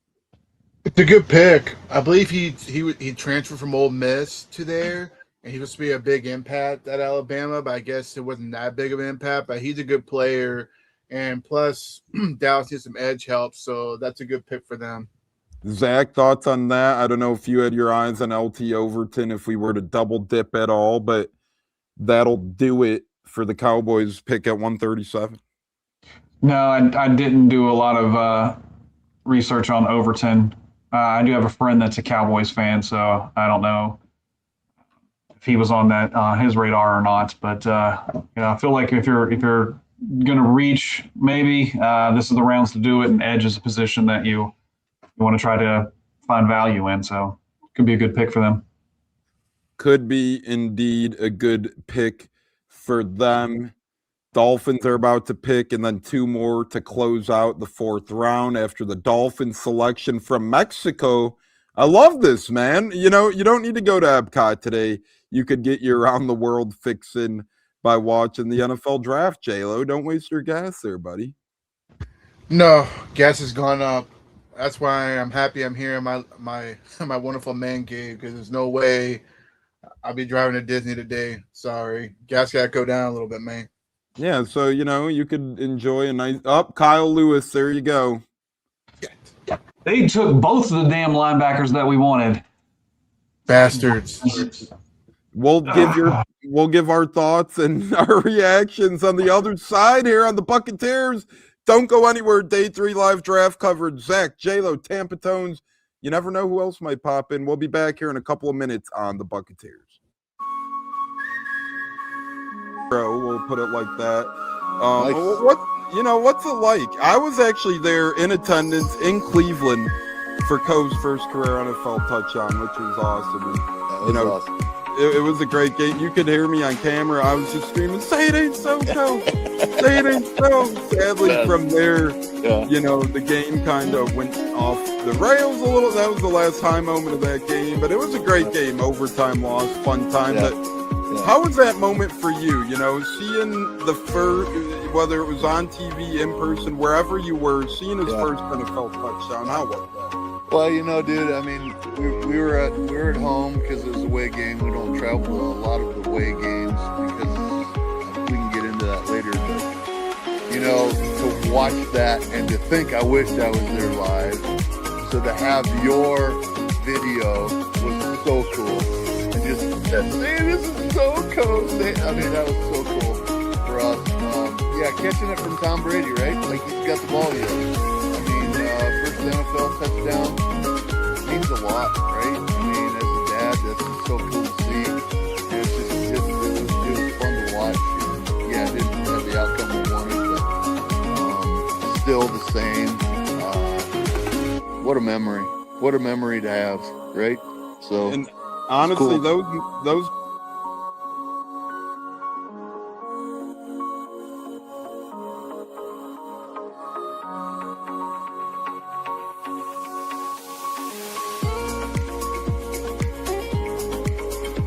One of the best guests ever, the Buccateers in the house tonight. You guys hear him on Tampa radio all the time. He's one of the best in the business. My favorite personal in the business. That's why I'm elated tonight. Growing up in the Chicago area, you're used to sports radio. That's what gets me through the day. So this man does help get me through the day, I will say, with the Pat and Aaron show at work. Nothing like it. So it's incredible. It looks like we got Stunna bumbling in. I'm Tampa Tones. We are joined by lead goon tonight, host of the Pat and Aaron show of WDAE, Pat Donovan. And it sounds like Stunna is bumbling a little bit. Going to put him on mute for a second until that gets a little cleared. But we're joined by Pat It looks like Donovan. Stunna's hanging out with Cheech and Chong in a car with the windows up or something over there. It does look like you got a little. No, my camera's broke. And he was trying to pull me in big time. And then I was like, nothing's happened with Indianapolis yet. Like, I really want to give Indy a chance. And then also I talked to Cody Gruden, once he took over Rich McCann, I'm still like, but look, I was like, y'all just give me the opportunity to explore free agency, see what's going on, and then kind of make us do it. All right, everyone, you are tuned into the Buccateers at wide receiver, Kalen Geiger, and we are about to have a great pod. This is the Buccateers. You're tapped in, and here we go. Welcome back from the commercial break here into the Buccateers podcast. J-Lo, Bucs by 30. Tampa Tones here on our day 3 NFL annual draft show, 5th year in a row. The Bengals just selected Colby Young, the wide receiver out of Georgia, to conclude round 4 at pick 140. And our guy Gene, Buck, what you heard in the house, don't blame Gene, says, what round are we into? We're actually about to kick off round 5. That was the last pick of round 4 there with the Bengals of Cincinnati. And Zach, I don't know if you want to get into the pick before the commercial that was made at all, but you had high hopes of him maybe becoming a Tampa Bay Buccaneer. What say you on that selection by the Dolphins? Yeah, those comp picks at the end of the 4th round were not kind to us Bucs fans. Kyle Lewis, and then right after that, Ephesians Prysock went to the Niners.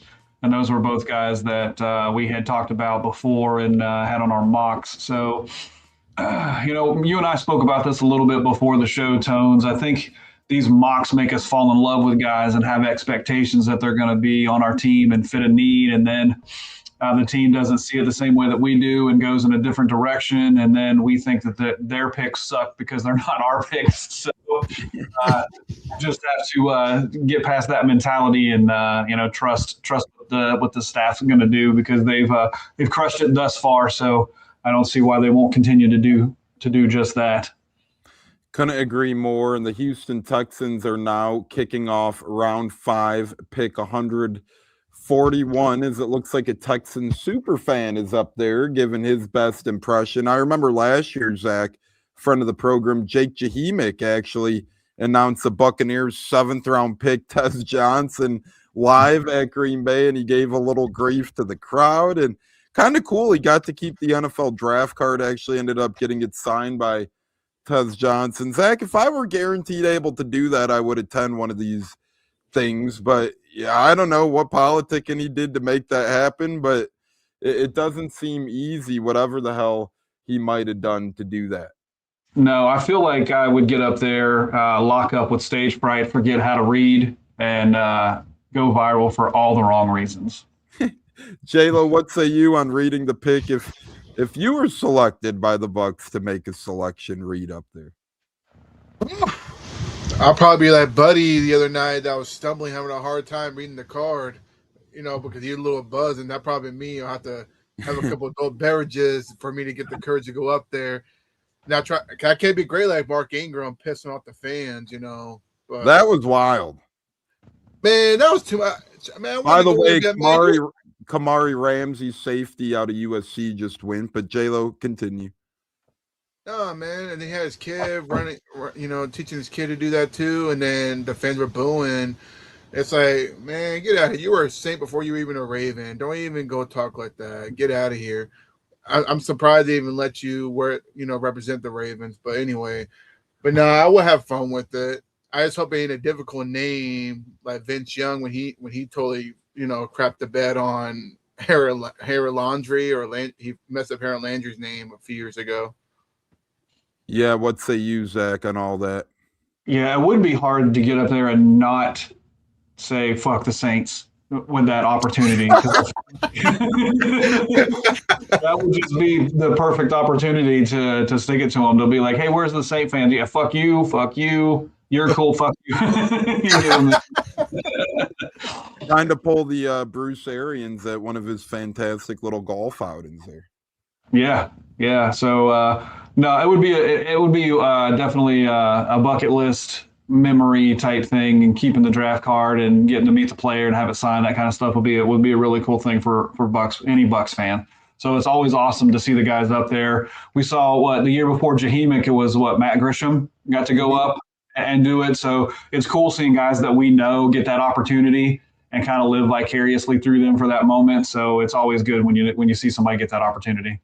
Yeah, and I will say, for those of you that do like the memorabilia, NFL Auctions kind of offers up auctions of the replica draft cards. But Zach, I've won a couple of those, and don't get me wrong, they're cool and they're not overly expensive. Like I got the Kalijah Cansey one, and I got the Robert Hainsey one. I think both were about $40-$50 or so, but they're really nothing like the actual draft card. It's like a piece of glass that's just kind of more of a trophy type little memorial, so to speak. So I don't know if you have any of those, Zach, but for those that are kind of expecting like a real draft card, it's not really like that.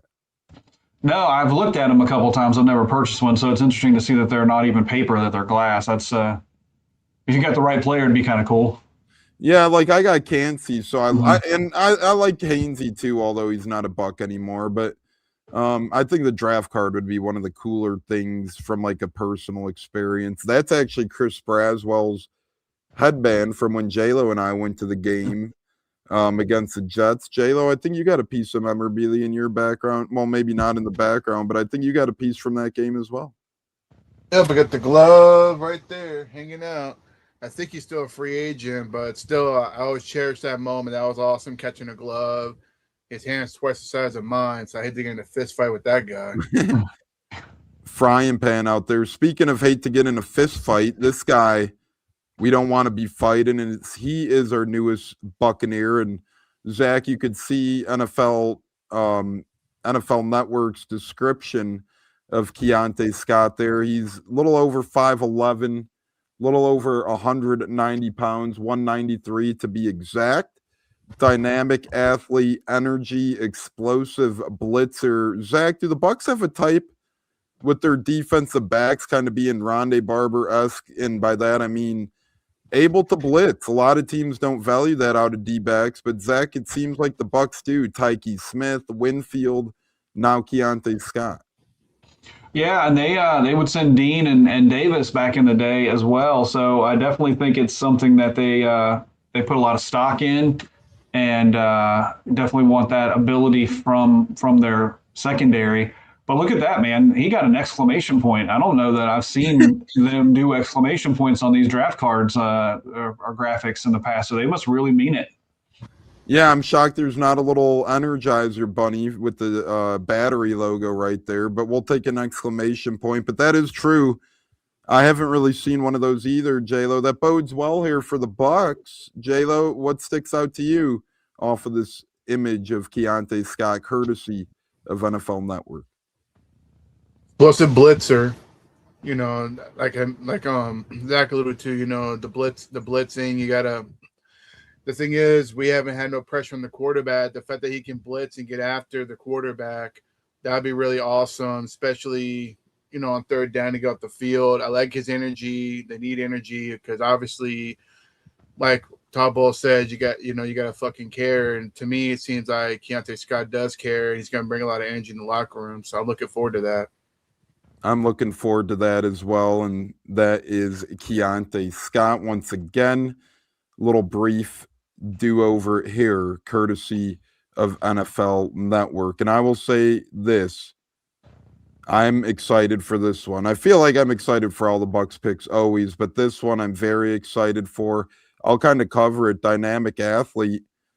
I'm not going to say what J-Lo said because Todd Bowles said a couple more F-bombs in that, so I'll let J-Lo sum it up like that. But I will say dynamic athlete and Todd Bowles' system has me licking my chops.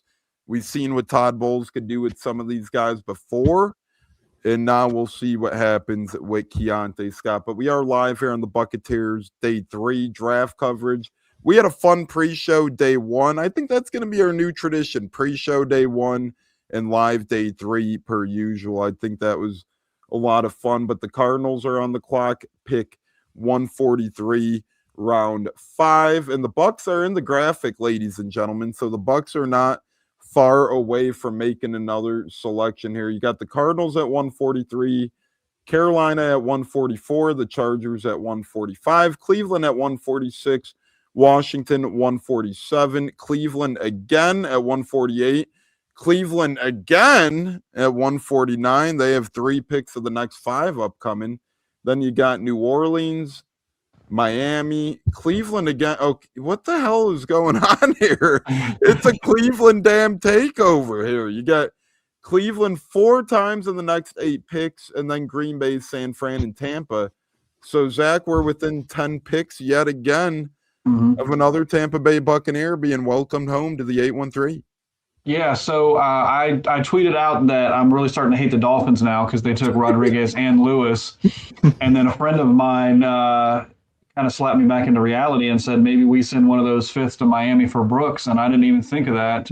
Now their linebacker room is a little overcrowded, so Brooks might be on the move. Maybe that's why they drafted 2 guys. So that's something that could be possible. Maybe they would like Braswell, because we should talk Braswell up, and then maybe they'll take him from us. But Cleveland is like this almost every year. It seems like they end up with a ridiculous amount of picks, because they're always, the last few years they've moved out of those positions up, the top 5 picks of the draft, but they might move 1 or 2 of these picks coming up. So you might start to see a future, because we haven't seen a trade in a minute. So we might start to see that here in the middle of this round as all these 712 Cleveland picks come in. Yeah, I wonder maybe they'll take all quarterbacks and add to that room with, Deshaun Watson, Shedeur Sanders, Dylan Gabriel. I mean, J-Lo at that point, why not just keep loading up on QBs if you're the Browns? On top of those 3, you also, add a couple. They did get some good receivers. I can recap it here. So they got Fano in the first, and then KC Concepcion, Denzel Boston back-to-back, and then they went Emmanuel McNeil-Warren, the safety out of Toledo, and then Austin Barber, the offensive tackle out of Florida. And if this was anybody aside from Cleveland, I would say they're having a hell of a draft. But since it's Cleveland, I don't really think that it matters, unfortunately. Same thing with the Jets.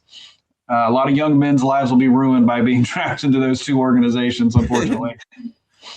J-Lo, thoughts on what Zach said and thoughts on what I was talking about as well?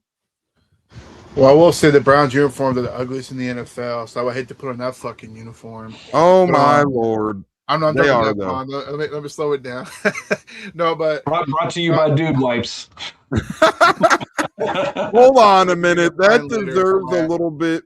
J-Lo, before you go, we got to get a little bit of laughter for that. All right. I will say, though, Cleveland, they always been really winning a lot. They can have a good draft all they want, but deep down, Deshaun Watson's not going to save them. Thank God we dodged that bullet years ago when he got traded to Cleveland instead of us being interested. Thank God Tom Brady made up his mind to come back, because can you imagine having that nightmare in the organization for the most part? But the Browns, they'll be the Browns. And then they want to give Shedeur the Pro Bowl, whatever. It was so dumb. Come on. It was like a charity type, thing. To me, if you go to Cleveland or New York Jets, you're going to have a very, not productive career to start off with until you go to the organization. So pretty cool, and I'm going to work to get the graphic up here for you guys as well, like we've been sharing. But Josiah Trotter did share on Twitter a picture of him and his brother Jeremiah Trotter Jr. at a Buccaneers game rooting on Dad from when he was a kid, and Greg Allman reposted that. So again, it's just Zach, it goes beyond the draft.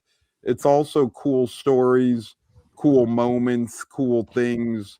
And again, last year was Benjamin Morrison finding out his dad and Todd Bowles used to go way back. And here it's kind of a full circle story that, hey, Trotter got to watch his dad. Josiah Trotter got to watch Jeremiah at Ray J.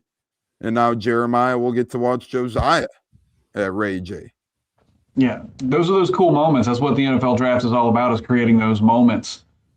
Just real quick to kind of recap, last 2 picks were 2 guys that JC was talking about. Sam Hector, offensive lineman out of Kansas State, went to Carolina, and then Nick Barnett just went to the Chargers. So there's 2 more guys off JC's list as we move closer to the Bucs pick.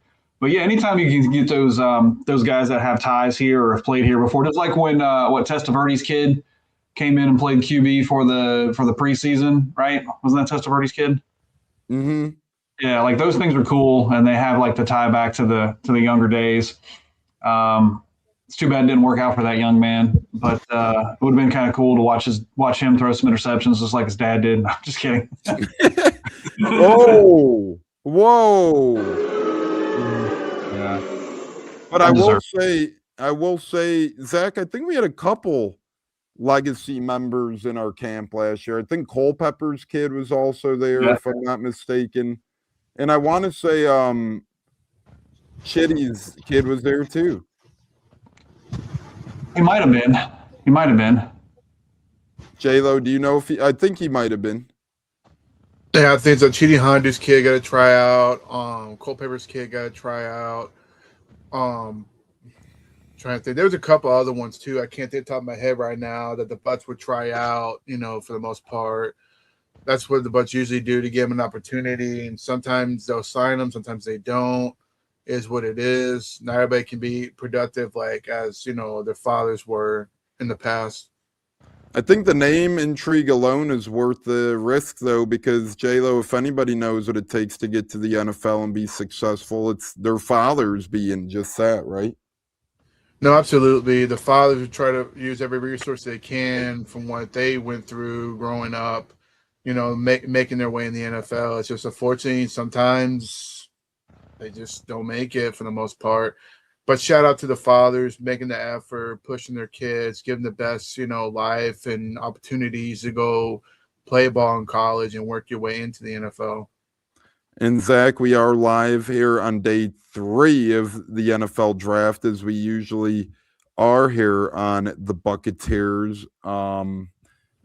Browns just picked a center, Parker Brailsford, out of Alabama. So Zach, we're officially to the point of the draft where, if you're on commercial break, your name might be called at this point in time. Yeah, that's unfortunate. I really feel like the NFL doesn't even need commercial breaks for the drafts. They have so much money, they don't need to sell the ad revenue during it. And it'd be cool just to be 3 days of just nothing but the draft with no commercial breaks in the middle. That would be kind of cool. Real quick though, friend of the program, Greg Allman, who's always on it on Twitter, just put this out. Keontae Scott had 13 tackles for loss last season with Miami. And it was just behind what Ruben Bain had at 15.5. So we're getting somebody that plays aggressively behind the line of scrimmage from a secondary position. So just the more and more you read about this kid, it seems more and more like we stole him in the 4th round. The more you know. Hey, we have a trade in the NFL. We do have a trade. And then we're going to get back to our picks and what Zach just shared about our newest Buck, Scott. The Saints are trading for former Raiders first-round pick Tyree Wilson, a new high-ceiling edge in New Orleans. J-Lo, what are your thoughts on that? Wow. Saints are messing around this year. They're making moves, trying to build their roster up. But I'm not going to worry too much about it. Clearly, they're just desperate to get their team back on track because, they were in cap hell for a while. So, see what happens. Zach, what say you on that deal that the Saints just swung? Yeah, what's that kid's name again? I got to write him down on my list of players that I hate now. Tyree Wilson, gotcha. You know what? I'm going to just say it again. Fuck him. Yeah, and, it's one of those things where the Raiders are out here being aggressive, and that's probably because Max Crosby is staying a Raider. Thoughts on that? What was the compensation? Did they say? Not yet. I'm assuming the Saints gave up a pick. I wonder if it's in this year or next year's draft. I don't know. It's always kind of odd when you see it's a first-round guy, right, that gets moved. So he obviously wasn't productive and meet the needs. And honestly, the name doesn't strike me as somebody that I knew right off the top of my head. So I don't know. Maybe it's one of those situations where he needs a change of scenery and could lead to us moving Braswell in that same category. So here's breaking news from Field Yates himself. But Zach, I agree with you. Maybe a change of scenery could do the kid well, but we're going to go into Tyree Wilson's stats here a little bit. The newest member of the NFC South, the newest New Orleans Saint. He did have 4 sacks last season. He played in 17 games, 4 sacks a year ago. A year before that, 4.5 sacks. His rookie year, 3.5 sacks, 4 career forced fumbles. So Zach, nothing extremely crazy, but he does make a handful of plays a year, seemingly ranging from 3.5 to 4.5 sacks per season. Yeah, maybe on that New Orleans line, he'll have a different type of a scheme, and it'll be a better fit for him. He was obviously, you said drafted in the first round. Yep. So yeah, I mean, he must have had production in college or potential, so it could work out for both sides. It'd be interesting to see if what they gave up for it, if it was this year or next year. J-Lo, he's out of Texas Tech, first round pick, big bodied guy, 6'5", 263 pounds. Wrap up this trade and your thoughts on it. Trying to get the compensation. He was a 7th overall pick of the NFL draft a few years back. Yeah, now it's starting to come to me with the name, how familiar it sounded. He actually was pretty productive at Texas Tech, but unfortunately couldn't get it going with the Raiders because unfortunately the Raiders are the Raiders. But him going to New Orleans, change the scenery like you guys were talking about. That's probably what's best for him. We'll see what he does over there in New Orleans. Maybe he'll get something going or not. Then, is what it is, But luckily he'll get a second chance to go in there and try to redeem himself and try to, be the edge rusher that he was supposed to be. And it did say that they checked in on Thibodeau. Friend of the program, we had him on the show before. Buffalo Brad, former college football player, texted into the program. Thanks for tuning in, saying, I don't like that. I like the Saints off season. Like if Shuck is somewhat capable, they could go 9-8, which is a lot of them. So he doesn't like the Raiders trading him seemingly. He likes the Saints grabbing him. Here's a pic that's circulating on Twitter with Jeremiah Trotter Jr. and Josiah Trotter watching their father play at Raymond James Stadium as a Buccaneer back in the day. Zach, that's really cool stuff right there. Yeah, that's a cool picture, man. That's what football's all about, right? Being able to share it with your kids and that experience and creating the next generation of fans and players, and that's awesome. And Brad said, I'm not sold yet on him, though, so book me for 5-12 all day on the Saints. Okay, so I guess he didn't like that trade for the Saints. All right, well, there we go. J-Lo, look at that pick. That's cool stuff. No, absolutely. It just takes me back in the day watching their dad. I was like, I think 18 years old, so that was a long time ago, but it just takes back memories, watching the players walking with their family, their kids, interacting with the fans. It's always a special treat. And plus it motivates the kids to go be like their dad or be better, when it comes to that, when they play the sport of football. Yeah, and you could keep up with the newest Buccaneer over on X at Trotter Josiah right there in the image. And if you want, that's one of my claim to fames. I'm always quick on tweeting out the new rookie handles. So follow me at Tampa Tones, and I'll get you guys the newest Bucs rookie Twitter handle ASAP. I'm always tweeting it out. We will be live here for about another hour. That means we will get to both of the Buccaneers picks if they end up making these. They have 2 in the next 10 to 12 or so here in round 5. So we'll be live on this program for at least another hour here on the Buccateers, bringing you guys the 2 newest members of the Bucs in round 5 upcoming. Right now we're on pick 148, round 5, which is Seattle.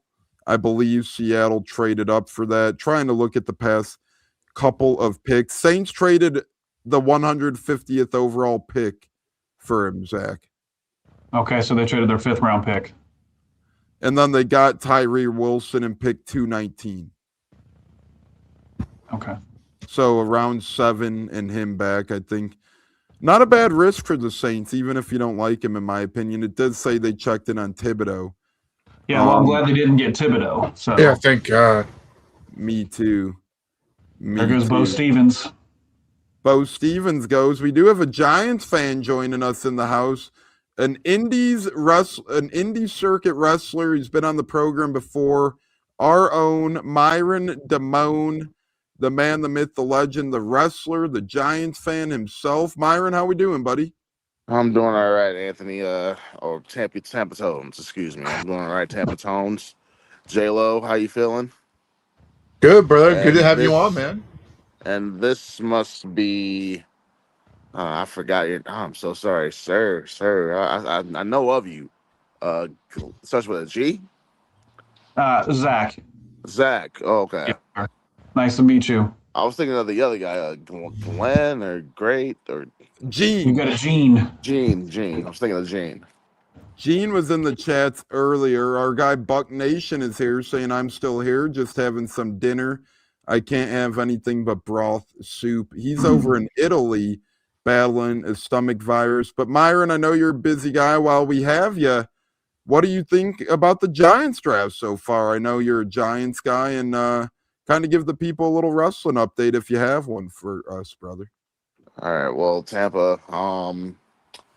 Say about the Giants picks. I'm happy we got another linebacker. We got like a stacked linebacker core.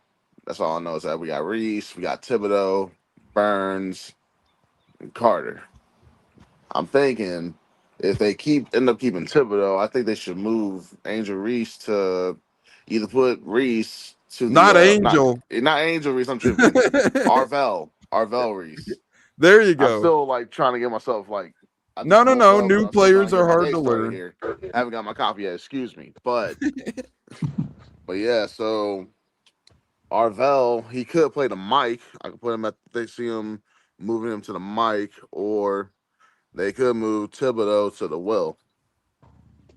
And Thibodeau was maybe a trade candidate for the Saints, but they actually traded for former Raiders edge, first round edge over there, Tyree Wilson. So that ain't going to be held true. Zach, now we see the Raiders pick is in. This must be their one from New Orleans. A pick before that was Justin Jefferson, the linebacker, not the wide receiver. The Browns did select. Zach, any thoughts on anything or any questions for Myron on his Giants or wrestling career?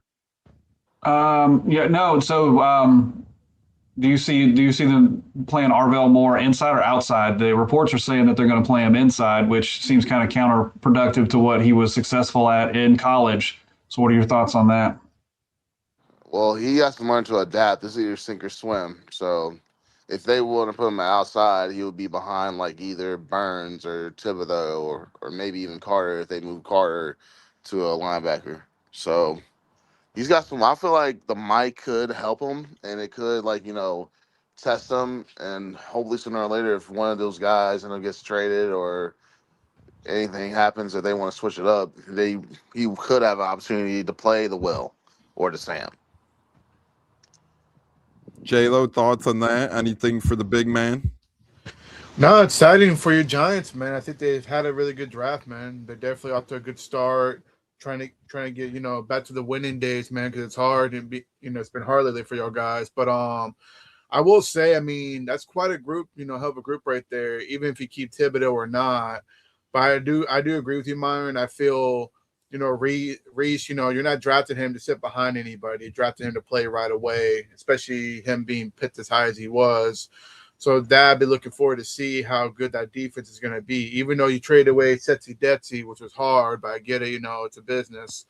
But I feel y'all guys definitely will be a lot better on defense. And plus, you get my boy Michael never mind, forget it. I forgot I slipped. But anyway, but yeah. Myron, what are your thoughts on the Buccaneers draft so far? They had Reuben Bain Jr. in round 1. The edge out of Miami fell a little bit, maybe off-field stuff, maybe arm length, but whatever the case, great value there for the Bucs. And in round 2, they got Josiah Trotter, son of former NFL great Jeremiah Trotter. They addressed the receiver position with Hurst out of Georgia State, and now they drafted another Miami Hurricane, Keontae Scott, the cornerback. What are your thoughts on the Bucs haul this far with 2 picks coming up here in round 5? Well, I would say this about Reuben Bain. That was a good fit. That was a good pick for you guys because y'all needed like somebody on defense. You needed an edge rusher on your defense. And as for the Jeremiah Trotter's son, I would say he has some big shoes to fill, especially in the receiver position when he's playing behind Emeka Ibuka. Yeah, Hurst will be behind Ibuka, and Trotter will be trying to hone the linebacker craft, so we'll see what happens there. But Big Dog, Myron, before we let you go, if you had to pick one thing you hope the Giants address throughout the rest of the draft with new coach Harbaugh, where do you hope they go from here? Hopefully, you talking about season wise? No, any position. Who do you hope they bring in the remainder of the draft? If you had one position to highlight, what do you hope the Giants do with it? I wouldn't be opposed. Did they draft the receiver? I don't think they have yet. Nope. I was gonna say receivers in this round might be behind a little bit. Lower class. Down the lower They rounds. did. I'm They sorry. could They be some took sleepers. you took Malachi Fields in the third. Oh, you did. Yeah, that's actually a good pick. That's right. Malachi. What was that? Third round, Zach. Yeah, he's a good X receiver. With Neighbors, I thought Neighbors was the X. Well, Malachi can play that. I think he can play the Z as well. The one, Malik Neighbors would be the one. He would probably be either a 2 or a 3. But yeah, I like that. Pretty good draft haul so far, though. You got Arvell Reese, round 1. You got Francis Moagawa, round 1. You got Colton Hood, round 2, and Malachi Fields, round 3. Myron, that's a pretty good Giants draft class, I'd say. It is. Did they get a D tackle? Nope, not yet. They got O tackle, cornerback, wide receiver, and linebacker. Okay, because I guess I could say a D tackle to replace Dexter Lawrence. We could see that. Any last words? We are going to head to commercial break. Myron, you could continue hanging with us on the other side if you want, but I'm not sure your plans, my man. Yeah, well, I just want to say, Tampa Tones, just keep up just keep doing what y'all are doing. J-Lo, keep doing what you're doing. And Bucs by 30. I forgot your name again. I'm sorry, sir. Sorry. Still, hey, I respect your Bucs. I hope your Bucs win the NFC South. And hopefully we'll see you in the playoffs. Hopefully we will see you in the playoffs. And give us a quick, are you going to return to the wrestling ring at all here anytime soon, my friend, or is that kind of a work in progress? It's still a work in progress. I'm probably going to look for 2027. I'm just still trying to get back in shape to get ready for the ring. So if I jump back in there now, I'll probably get my ass kicked. Never that, brother. Never that. But we'll have to have you back on here during the off season and come the regular season, Myron. Thanks for stopping by the Buccateers. Always appreciated. We know you love fantasy football as well, so maybe you could join us for some fantasy stuff. Yes, sir. Yes, sir. I'll swing by for that as well. All right, you the man, Myron. Take care and enjoy your Saturday, brother. All right. Take care, Tampa. Thanks. And that was awesome stuff from Myron over there. Fellas, we'll be right back as the Buccaneers are now on the clock. Quick commercial break here on the Buccateers. You never know who's going to stop by today on our live Day 3 annual draft show. We'll be back with the Bucs on the clock next. We'll put it like that. What's it like? I was actually there in attendance in Cleveland for Coe's first career NFL touchdown, which was awesome. And, Awesome. It was a great game. You could hear me on camera. I was just screaming, "Say it ain't so, Coe! Say it ain't so!" Sadly, from there, the game kind of went off the rails a little. That was the last high moment of that game, but it was a great game. Overtime loss, fun time. Yeah. How was that moment for you? Seeing the first, whether it was on TV, in person, wherever you were, seeing his first NFL touchdown. How was that? Well, dude, we were at home because it was a away game. We don't travel to a lot of the away games because we can get into that later. But, to watch that and to think I wished I was there live. So to have your video was so cool. And just that, this is so cool. That was so cool for us. Catching it from Tom Brady, right? Like he's got the ball yet. First NFL touchdown means a lot, right? As a dad, that's so cool to see. It was fun to watch. Yeah, it didn't have the outcome we wanted, but still the same. What a memory! What a memory to have, right? So, and honestly, those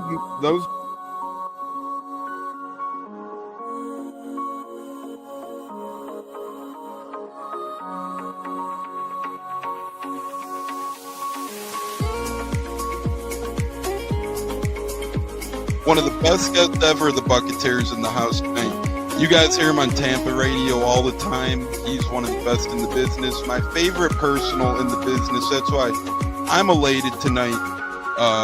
Growing up in the Chicago area, you're used to sports radio. That's what gets me through the day. So this man does help get me through the day, I will say, with the Pat and Aaron show at work.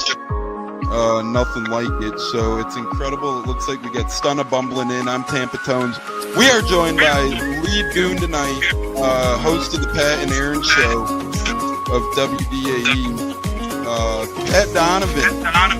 And it sounds like Stunna is bumbling a little bit. Going to put him on mute for a second until that gets a little clear. But we're joined by Pat It looks like Donovan. Stunna's hanging out with Cheech and Chong in a car with the windows up or something over there. It does. Welcome back, ladies and gentlemen. And the Buccaneers have just made their first round 5 selection. Defensive tackle DeMonte Capehart from Clemson. Bucs Nation says time for our pick. It is DeMonte Capehart out of Clemson. Zach, I said it earlier, for Clemson not having a Clemson-type season, a lot of these Clemson kids must be pro-ready thanks to Dabo Sweeney over there, because it ain't affecting their draft stock at all, and now the Buccaneers themselves land one. Yeah, it doesn't seem to be causing any sort of deficiencies in their draft stock at all. And yet, here is another name J.C. Allen gave us on his call through. So it'll be interesting to, when he calls back, to hear his thoughts on that. And man, I'm just wondering what's going on with Xavier Harris. He started today off as the number 5 position rank at D tackle, and he's still here, man. Seems crazy. Yeah, you just never know sometimes. As a Gator now goes to the Colts, George Gums Jr.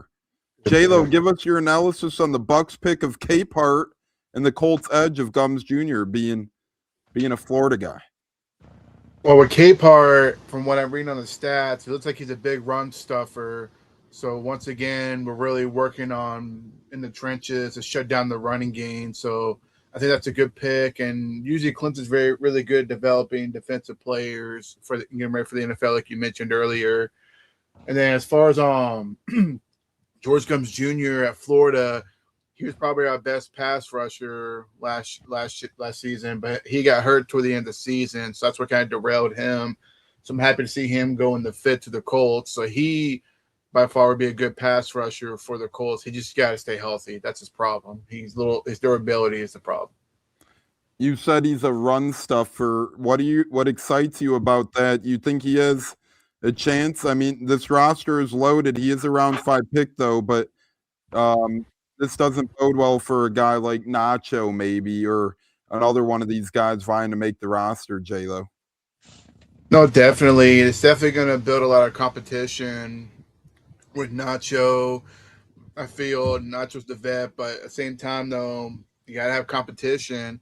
And why not get a big run stuffer that we can sub Vita Vea? Because Vita Vea, sometimes he'll be off a couple plays during the drive. So you put that big boy in there to help shut down the run. So I like that pick. So to me, I feel like he's got a good shot making the roster over the other guys we got for the most part. Zach, what say you on that? Because it's interesting. You look at the Buccaneers depth chart. You got Elijah Roberts. You got Kalijah Cansey. You got Vita Vea. You got Ashawn Robinson, Elijah Simmons, Nacho. They signed Haggai and Ndubuisi from the Texans. You got Jason Jones, the big man, still as well. So, this is a crowded D-line room, and now you add another into the mix with Capehart. How do you see this playing out here in Tampa this offseason? I think it's a good problem to have. Todd has shown a tendency to do line shifts where he subs and waves, and you want your floor to be higher in that case, right? So this keeps guys like Greg Gaines off the shift, right? So somebody like Elijah Simmons, who played some snaps last year, might be more relegated to the practice squad this year. You might see Capehart on the practice squad to start the season. We just don't know. but it's definitely a good problem to have, right? I think that what we talked about going into this was we have to raise the floor on our depth, and I think what we have done today has done that. So yeah, I'm all for it. Competition, is the best way to drive production. If these guys are scared about their roster spot, they're going to play harder. So it just gives us more options. And J-Lo, this was a 6-year veteran at Clemson as well, a guy who's used to playing football for sure. Oh, exactly. Experience. I mean, to me, well experienced, NFL ready. I feel like spent some time at Clemson. To me, that's huge. I mean, I'll take the experience all day. Do we have an age on him? Is he 24? Probably 25. Capehart, I will look into. I can look into it. I'm on it right now. He's 315 pounds, 6'5", defensive tackle out of Hartsville, South Carolina. The internet machine saying 23 turns 24 in July, so not like a Mesidor situation where you're looking at 25 going on 26. So a little bit better for a 6-year starter. Yeah, it's pretty. 6'5", man. That's a big dude. That's huge, man. That's a big guy, man, to plug in that middle, man. Especially Bucs how good they out. Bucs Nation says 3 picks away again. Yes, the Dolphins are on the clock at 158. Then Minnesota then at 159 Minnesota. And then the Bucs are back at 160 with their second go-around, Zach. As Michael Taffy, the safety out of Texas, goes, where do you think Tampa might be headed to pair with Capehart in round 5? Man, it could be tight end or safety. Jolly went to the Broncos earlier.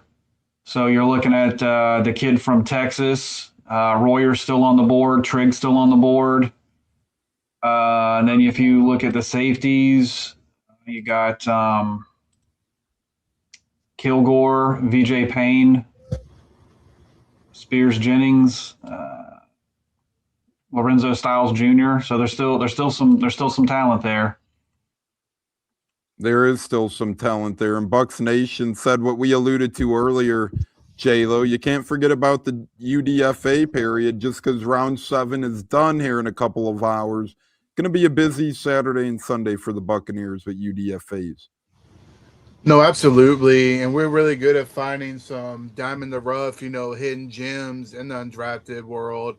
The last couple of years we've had, for the most part, Izzian, who's not with us no more, but he was productive when he was healthy, and now he's with another team, got opportunity to go play over there. Back to the Clemson gentleman we picked. Here's his stats, by the way. Here's his career at Clemson and his stats at Clemson. Well, they just pulled up the highlight on the ESPN one I'm watching, and pretty much he's a big run stuffer. Like, he beats his block, gets to the running back. Like, big dude, man. I mean, he's pretty much like a little mini Vita Vea, but not as versatile. But the guy's big, he's huge, to where he can take on double teams. So that's really exciting to see right there. So bet the Capehart, that's all. But to me, that's pretty productive. 6 years at Clemson.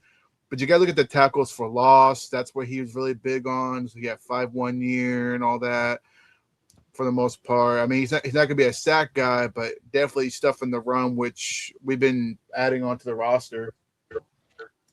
Yeah. Ben Bredeson's brother just got drafted. Really? From Michigan? Yep, to the Vikings. We're probably going to pick him probably. You never know. We could go. There's still more O-linemen to be had, plenty of other positions. But Zach, what intrigues you when you look at this stats from the newest Buccaneer out of Clemson? He looks like he's had some production there. You got to love a guy that stays 6 years at one program in this day and age when the transfer portal is just tearing some of these schools apart. So I appreciate that. He played in a tough conference, and even though they weren't successful, they still had a good bit of players drafted. So it looks good. I like the measurables as well. So I'm looking forward to seeing the impact that he makes. And the Buccaneers select yet another Notre Dame offensive lineman, ladies and gentlemen. The Buccaneers pick is in. They're beefing up the O-line with Notre Dame guard Billy Schrouth, the big man, Golden Domer out of Notre Dame. J.C. Allen says another best fit and value here in the 5th. So there you go, Zach. Another trench pick, a Golden Domer. We've seen this before with a guy like Robert Hainsey, and we saw how that turned out.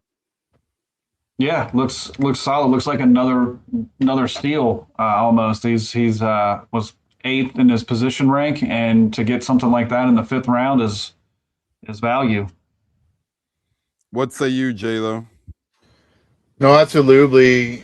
We were so beat up in the old line last year. But now you get this youngster here who's going to go in there, have a chance to compete for a backup role, maybe push out one of those veterans we brought back.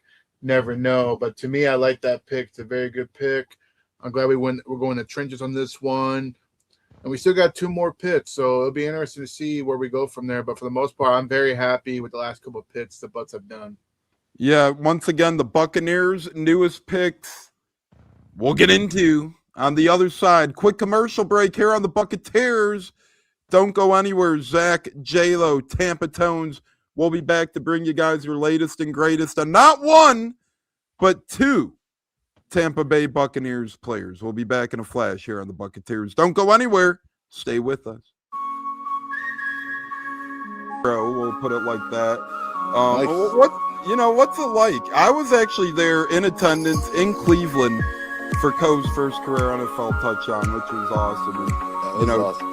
it was a great game. You could hear me on camera. I was just screaming, "Say it ain't so, Coe! Say it ain't so!" Sadly, from there, the game kind of went off the rails a little. That was the last high moment of that game, but it was a great game. Overtime loss, fun time. Yeah. But how was that moment for you? Seeing the first, whether it was on TV, in person, wherever you were, seeing his first NFL touchdown. How was that? Well, dude, I mean, we were at home because it was a away game. We don't travel to a lot of the away games because we can get into that later. But to watch that and to think I wished I was there live.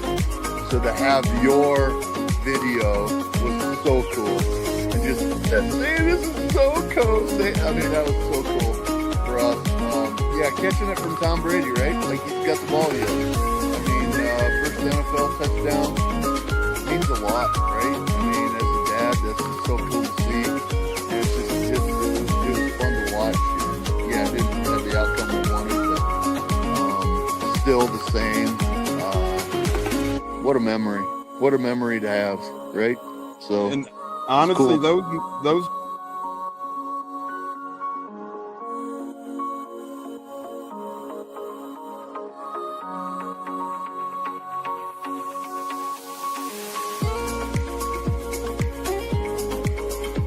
One of the best guests ever, the Buccateers in the house tonight. You guys hear him on Tampa radio all the time. He's one of the best in the business. My favorite personal in the business. That's why I'm elated tonight. Growing up in the Chicago area, you're used to sports radio. That's what gets me through the day. So this man does help get me through the day, I will say, with the Pat and Aaron show at work. Nothing like it. So it's incredible. It looks like we got Stunna bumbling in. I'm Tampa Tones. We are joined by lead goon tonight, host of the Pat and Aaron show of WDAE, Pat Donovan.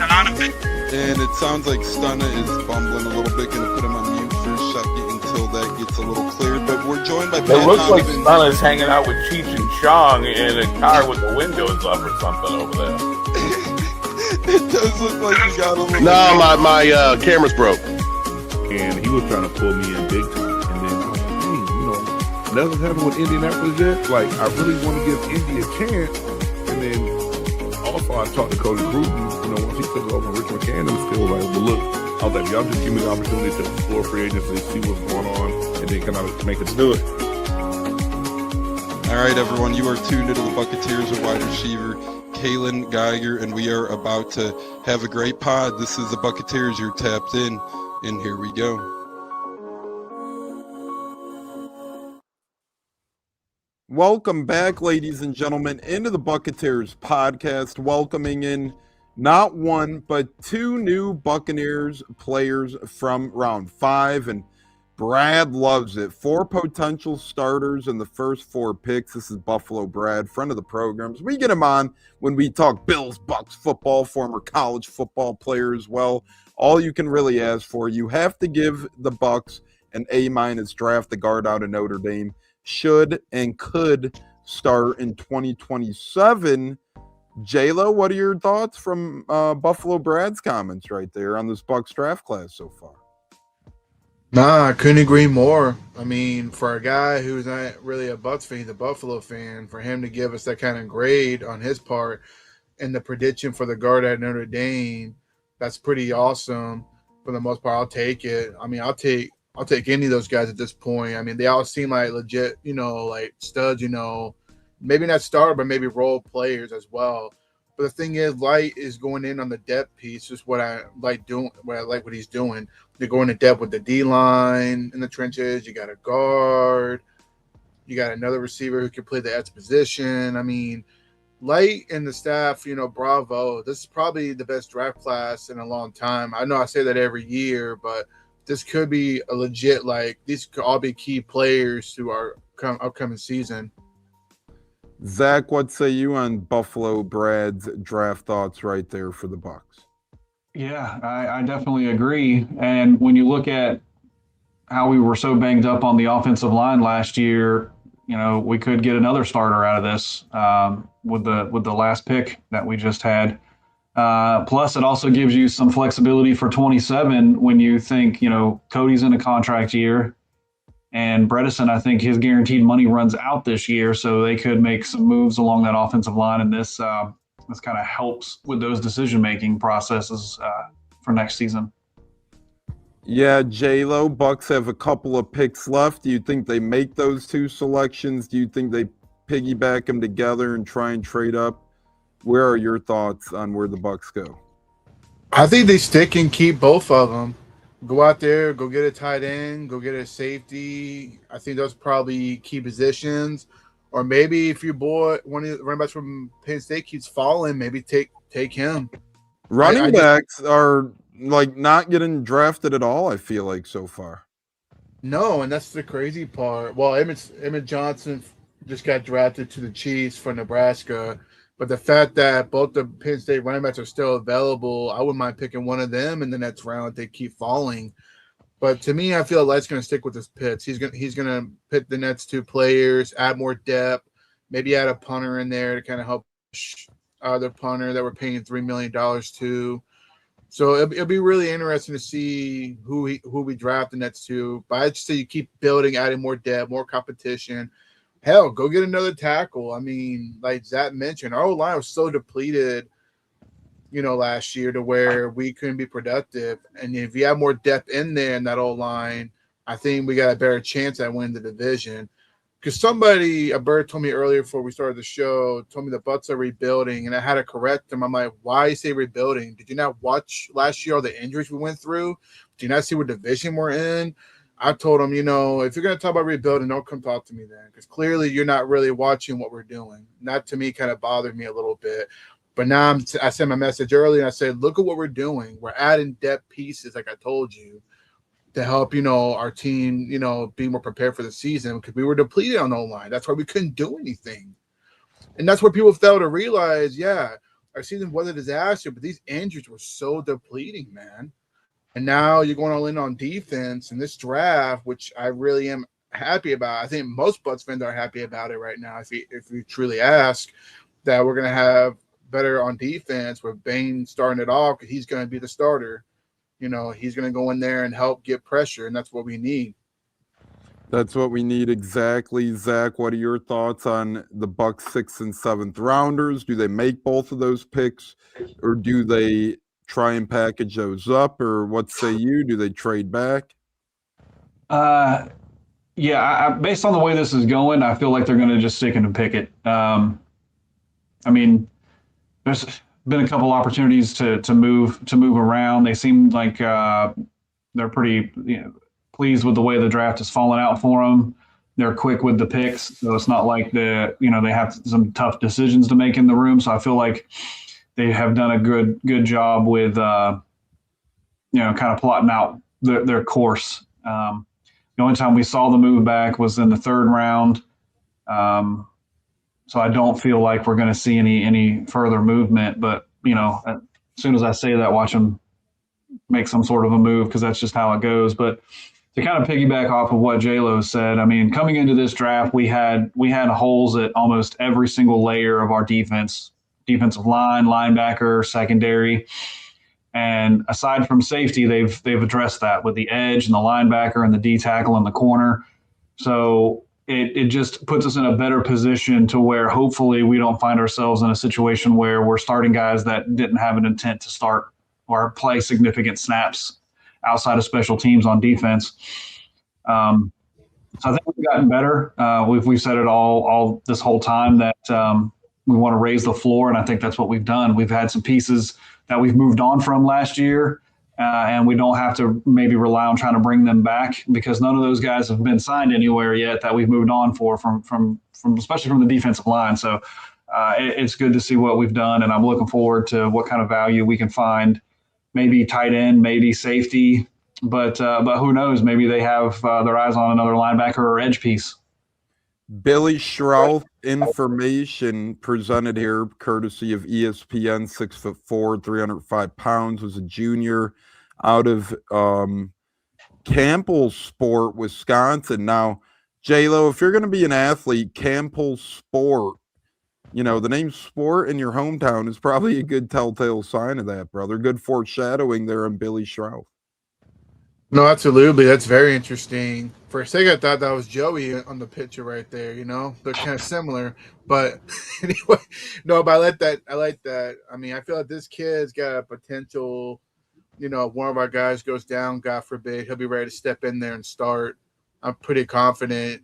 And plus, Notre Dame, they're very known, like Iowa and a couple other universities, developing offensive linemen, get them NFL ready. And this gentleman here looks like he can go out there and put some people on their ass, and I like that.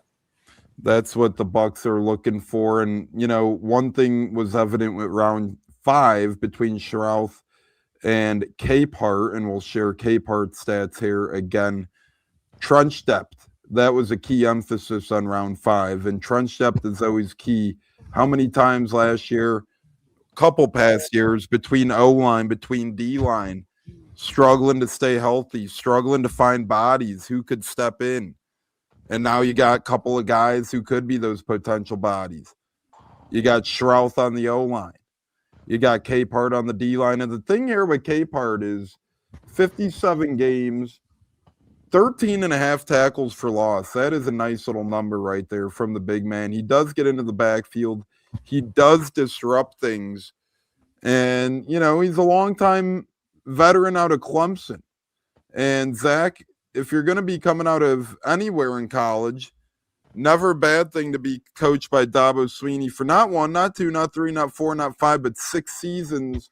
A lot of people had Mesidor concerns for his age, but here's a guy who's younger, and I don't mind it when it's a later on pick. Yeah, I don't know. We're in that 23, 24 age range. I don't think it's what I would consider old by any stretch. No. But we've kind of alluded to this before. I think now in the NIL seasons that we're in, I feel like a lot of these kids are going to stay longer in college because they're making too much money to come out, especially if you're projected a late round pick. So you're probably going to see the drafting age go up a little bit, just because prior to that, kids were coming out after their sophomore season, and now more and more kids are, sticking around. And we're also starting to see those guys that took advantage of those COVID years that are now entering the draft. So instead of being 4 year, they had 6 years worth of eligibility to play if they stayed for COVID. So his age doesn't really concern me. Yeah, good point on the COVID year. A lot of people forget that you kind of got that grandfathered in. Eric Gelko of Director of Football Ops and Player Personnel for the Shrine Bowl, the East-West Shrine Bowl game, just tweeted, Bucs landed a 99 percentile athlete in the 5th round in defensive tackle DeMonte Capehart at 6'5" and 310 pounds. He had a 4.85 40-yard dash and 34-inch vertical with the 9.97 RAS score. He was a high school basketball player too, and that movement shows up as a pass rusher on film and at the Shrine Bowl. Impact rotational defensive tackle with starter traits for the Bucs here in the fifth. J-Lo, thoughts on all of that from Eric Elko on our new defensive lineman for the Bucs? 6'5", over 300 pounds, and he ran a 4.8 and a 40.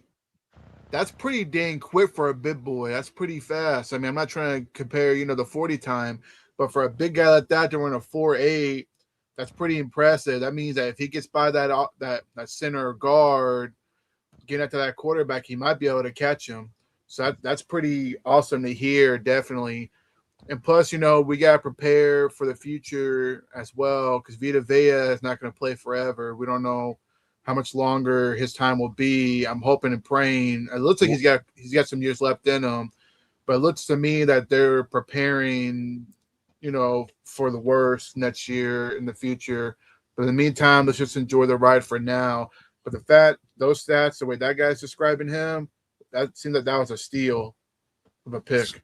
Speaking of steals of a pick, at pick 165, the Titans take Nick Singleton, the Penn State running back. I think that's a really good pick there, J-Lo. No, I couldn't agree more. I was really hoping he would have failed us in the sixth round, but now go to the Titans. He'll have an opportunity to be RB2, maybe RB1, depending on, injuries do happen. But that's a good opportunity for him, even though it's on the Titans. But you know what? He might be that missing piece for the Titans to get their offense going. Zach, what say you on the running back position? It's been slow moving, but here you have Nick Singleton to the Titans. Were you eyeing him or any other running backs at all today for the Bucs? I didn't really have my eye on any running back just because I think our room's pretty set with our top three. I don't see us carrying more on game day than three, so maybe there'll be some guys that come in as a UDFA that will kick onto the practice squad that'll be ready for a call-up if needed. Yeah, I agree with you completely over there. The Bears are on the clock now at 166. I don't mind not taking a running back. I like our three. Kenneth Gainwell got paid pretty big dollar too. Bucky Irvin should be relatively fresh. He didn't play too much last year. And Sean Tucker should continue to stay motivated. He was a pretty good goal line back last year, had a handful of touchdowns, 7, I think, rushing touchdowns to be exact. So that'll be good stuff there. We're going to work on getting you guys reactions and audios from your newest potential Buccaneer as well. We will be live until the top of the hour. We're going a little longer than we originally planned, so keep on with us until 4 o'clock Eastern here on the Buccateers here on day 3 of the NFL draft. I don't think we'll get another Buck pick in, but you never know if they trade up or something. We will see. So stay with us, stick with us. Going to be here till 4 o'clock Eastern. Maybe longer. You never know. But at least until 4 o'clock Eastern here on the Buccateers. There goes linebacker Keyshawn Elliott out of Arizona State to the Chicago Bears. And it seems like the Bears are one of these teams that has accumulated a pretty good amount of picks. Will they turn out? I don't know. But they are making a lot of selections seemingly in this draft. We do have the thoughts and opinions here on a new Buck player, and we're going to get we have from a new Buck player, Keontae Scott. We have some audio from Greg Allman. We're going to share it here now and see how it sounds. But here's newest Buccaneer, Keontae Scott, on saying what type of defender he is and why he kind of likes playing old school, round 4 pick out of Miami. Ultimately, just, the want to. I feel like, I try to pride myself on being an old school cat, play the game like that old school, flying around, being able to, put my stick, not being afraid to stick my nose, in anything and, kind of just, playing fast. And I feel like, that attribute for that, kind of helps the defense at times too, by me being able to just, fly around and being able to erase things before they get started. So that was thanks to Greg Allman. I'm not sure if that came through any good or whatnot, but Keontae Scott's words, J-Lo, he likes playing old school. He likes to erase plays before they even get started. The Bucs could have used that a lot last year, including 4th and 14 and 3rd and 28. No, I couldn't agree more. That's a hell of a statement. I will say a really close friend of mine who's a big Miami fan, he said that we're getting a dog in this player and what kind of play, what he brings to the table. So that's some good information I just got to a buddy of mine. So What did that you right say? there, I'm sorry. I'm sorry.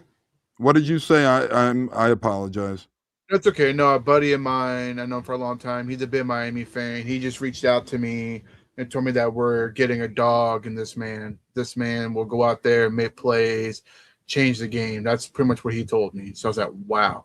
So that gets me even more excited that this man's probably going to see the field a little bit sooner than later with those kind of messages I'm hearing about him. So that's awesome. Yeah, what are your thoughts on that, Zach? You have to enjoy that, those thoughts. I mean, anytime a Miami fan is hyping up I feel like they're pretty cut and dry. They either like you or they don't. And we seem to have gotten 2 fan favorites here and an old school defender in round 4. Yeah, based off of socials, man, everyone's loving the Keontae Scott pick. So I'm not sure how it ends up falling in our laps, but I'm not going to hate on it. And also, there's a lot of people that are saying Capehart was the better defensive lineman than Peter Woods last year. So, we could have ended up with 2 diamonds in the rough here. Either way, man, I really love it. And that's why I get up on my soapbox all the time for Jason Light and his team. It just seems like they had a rough draft back in what was the Hargraves year? Was that 2019? Yeah. But if you go back and look at that draft class, I don't think the whole class as itself was that great. People were going to shit on the JTS pick, but that was the last pick in the first round. And then the Logan Hall pick wasn't even a first round pick. So there's been misses, but his successes far outweigh the failures. So I don't understand where the hate is. And then you see the draft that he's putting together this year, and everybody's going to want to talk about how great it is. But some of these people were the same people that were shitting on him in free agency. So it's just funny to watch the reactions. But another solid class, and it looks like we got some steals. Yeah, and cool stuff here. The NFL's adding a couple brother tandems. Obviously, we've seen the safety Downs, and Zach, you alluded to Bredesen. So a couple of cool brotherhoods being created here by brothers. And then Atlanta drafted a brother pair as well. So this is like the most brother pairings I've damn near ever seen in the NFL.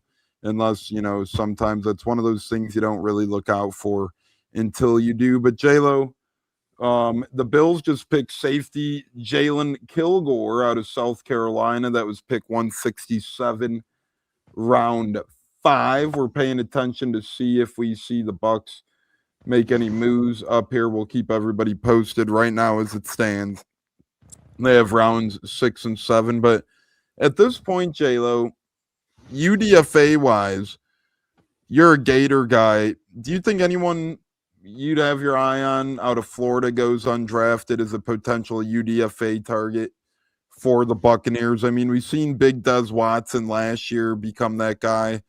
Are there any potential Gators that become that guy this year? As I'm seeing, they're all getting pretty drafted for the most part. Like both the linemen got drafted yesterday, which was awesome to see. Gums got drafted.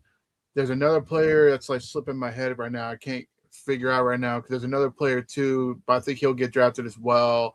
So I don't really see any undrafted Gators not getting drafted. That's going to be something to look out for the most part. That's all I can really say as far as Florida's behalf. So this is pretty cool, and we saw it with Hurst getting a very high RAS score. And now it says Demonte Capehart, who was drafted by the Bucs, scored a 9.96 out of 10. He ranked 9 out of 2,278 defensive tackles from 1987 to 2026. Capehart is ranked 9th in RAS. And what that does, it puts a combined metric of height, weight, bench press, vertical, broad, 40-yard dash, 20-yard split, 10-yard split, athletic testing on a scale of 1 to 10, arm length, hand size, all that stuff together. Zach, Capehart being ranked top 10 in the past 40 years of NFL drafts at the D tackle position. And then you saw Hurst yesterday, top 10 from the same time period. The Bucs are obviously going for real athletic cats here in this draft. Yeah, well, they rely heavily on the RAS scoring. I mean, if you go back and look at their picks historically, they're usually in the above 9, and Capehart's at a 9.96. So I mean, that's damn near perfect. And then what was it? Zion, he scored a perfect 10 and was like one of the highest corners ever in the RAS score. So they do rely heavily on it. And does that really transition to the field? The jury might be out on a few of those picks, but I think it's been pretty solid for them thus far. What say you, J-Lo? That's pretty impressive. A couple of top 10 RAS scores for this Bucs new draft class. Clearly, they're doing their homework. Because truthfully, I didn't know too much about Capehart. I didn't look too much deep in the the defensive tackle range as much. But that's pretty awesome to learn and hear. A player that most of us probably didn't really look into as much, but now that it's come forth and he got drafted, and now we're looking up all this stuff. That's pretty impressive. So shout out to Jason Light and the staff once again, just figuring out some of these people, RAS scores and all that stuff. Here it is, Zach, on the screen. I'm sharing the graphic there. How much stock do you put into RAS? We know the Bucs put a lot into it, but what say you? Do you pay as much attention into it as the Bucs might do? Well, I think I don't think you can rely solely on it, right? If the scores don't match the tape, then I don't know how important it actually is. I think it's a combination of both. You have to look at the athletic ability of the player and then look at the tape, because sometimes the RAS will be a little bit lower, and then the tape is amazing and the player still performs really well. So I don't know. I think it's part of the equation, but I don't think it's something that you want to completely just hang your hat on, unless you're getting into the 7th round and there's a freak athlete, and you want to take a flyer on him. But I don't think it's something that you totally just don't utilize the tape for as well. J-Lo, what say you on that regiment? I mean, I recognize it to a certain extent, but I do watch a lot of the highlights. I do like seeing the highlight tapes on players as well, but it doesn't hurt to have the measurements, the 40 times and stuff. So I'm kind of 50-50 on, the RAS when it comes to it. I'm kind of both with more of the highlight tape than the RAS. Front of the program's JT Olson, Icewater Olson over at Bucs Report on the Billy Schrouth pick says, I'll be honest, I really like this one.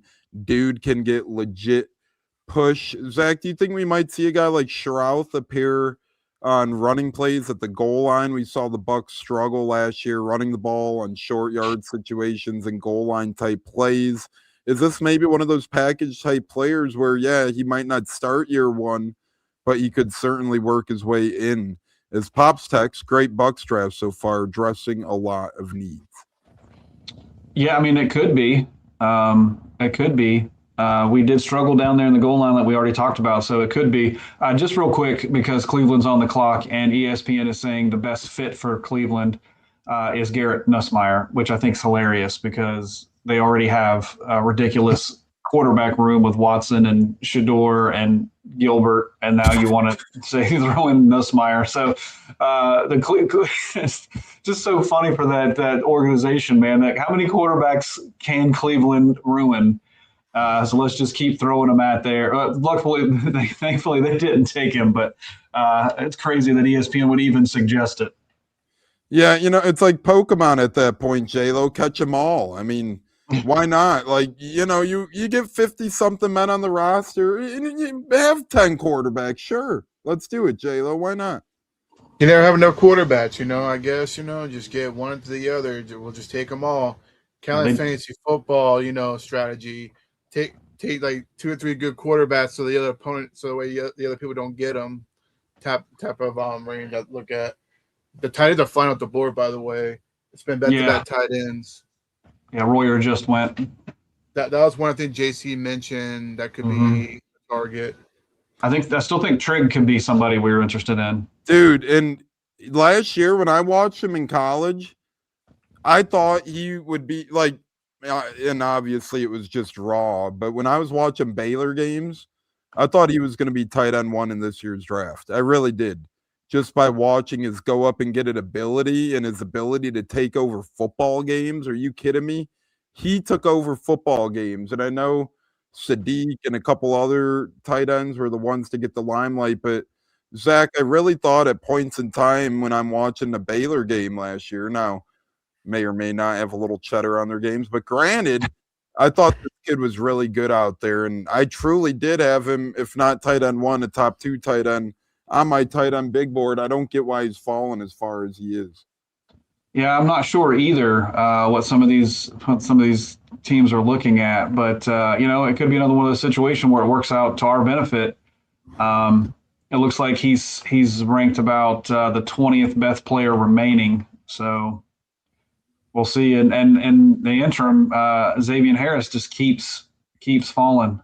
They oftentimes talk about measurables for quarterbacks, and they'll draft guys that probably shouldn't be drafted. But yet here's a 6'8", 330 defensive, 330-pound defensive tackle. And when you talk about measurables, what else could you want?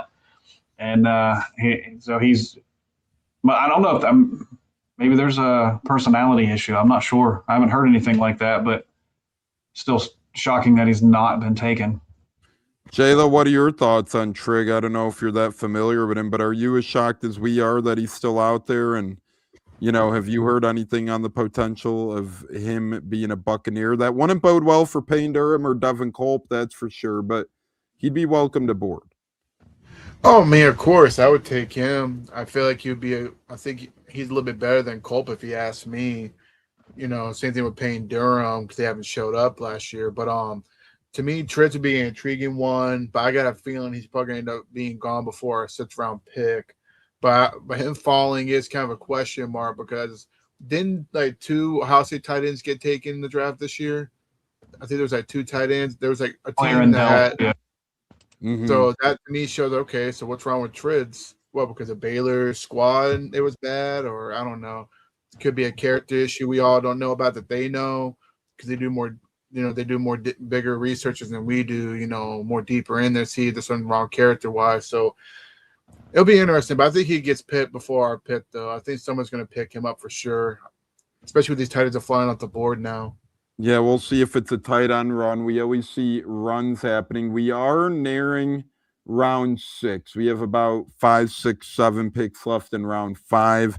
The NFL draft 2026 is going very quickly. It's always depressing when you go to end the draft, but then you remember it's like, oh shit, we still have UDFA period, and that's a little grueling. So to bring up Trigg's resume and background, 2021, he played at USC. He played in 6 games, caught 7 balls for 109 yards and a touchdown. Then he transferred to Ole Miss. In 2022, he played 7 games, caught 17 passes, 156 yards, and 3 touchdowns. 2023 at Ole Miss, only played in 3 games, caught 4 passes for 65 yards and a touchdown.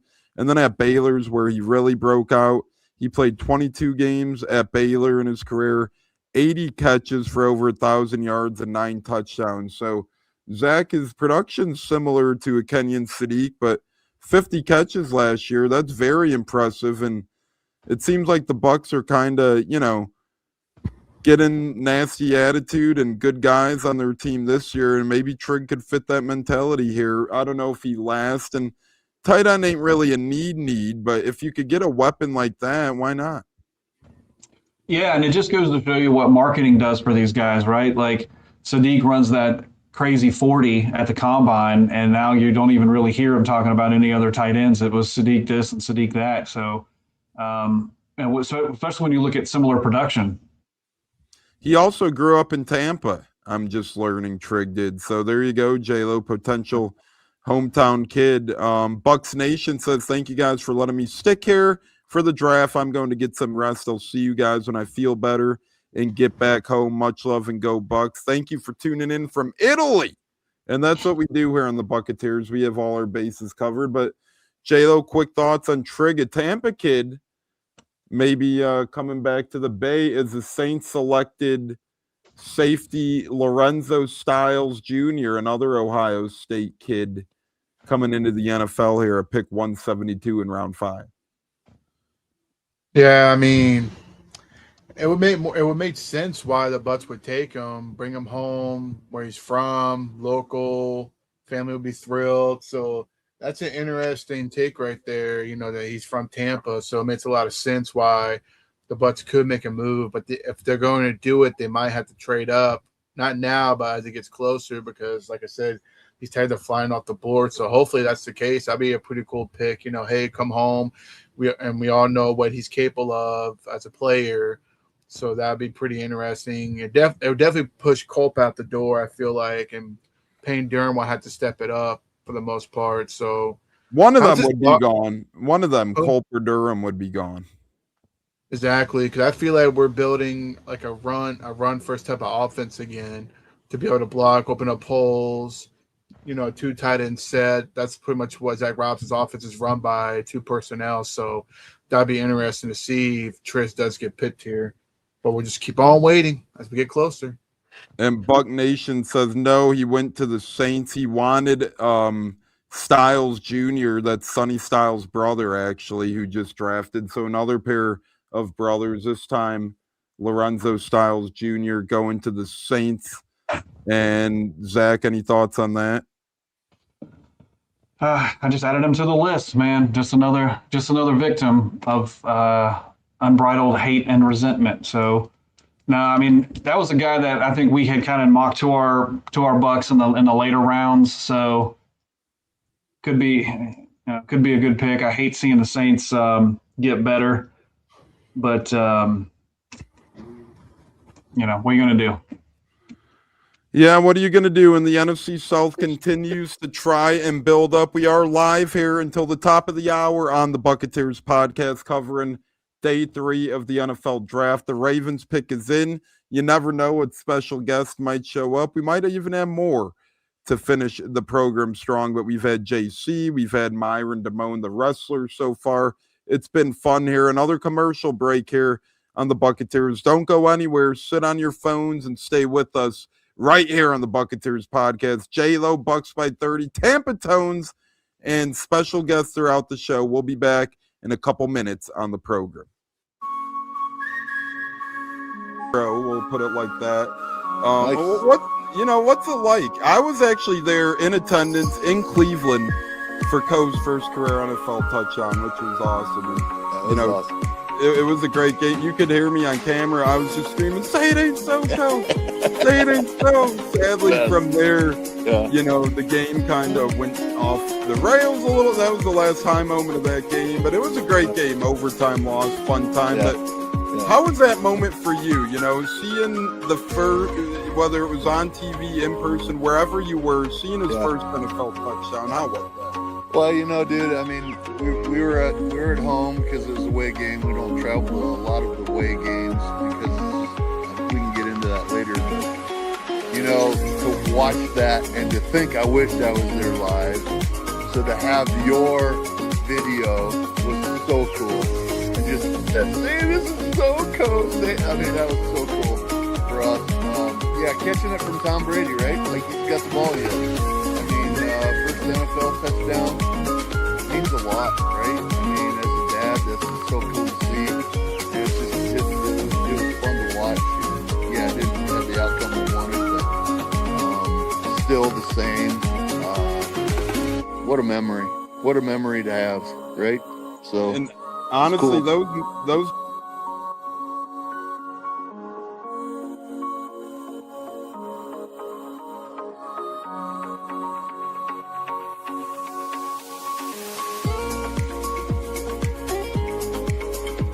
One of the best guests ever, the Buccateers in the house tonight. You guys hear him on Tampa radio all the time. He's one of the best in the business. My favorite personal in the business. That's why I'm elated tonight Growing up in the Chicago area, you're used to sports radio. That's what gets me through the day. So this man does help get me through the day, I will say, with the Pat and Aaron show at work.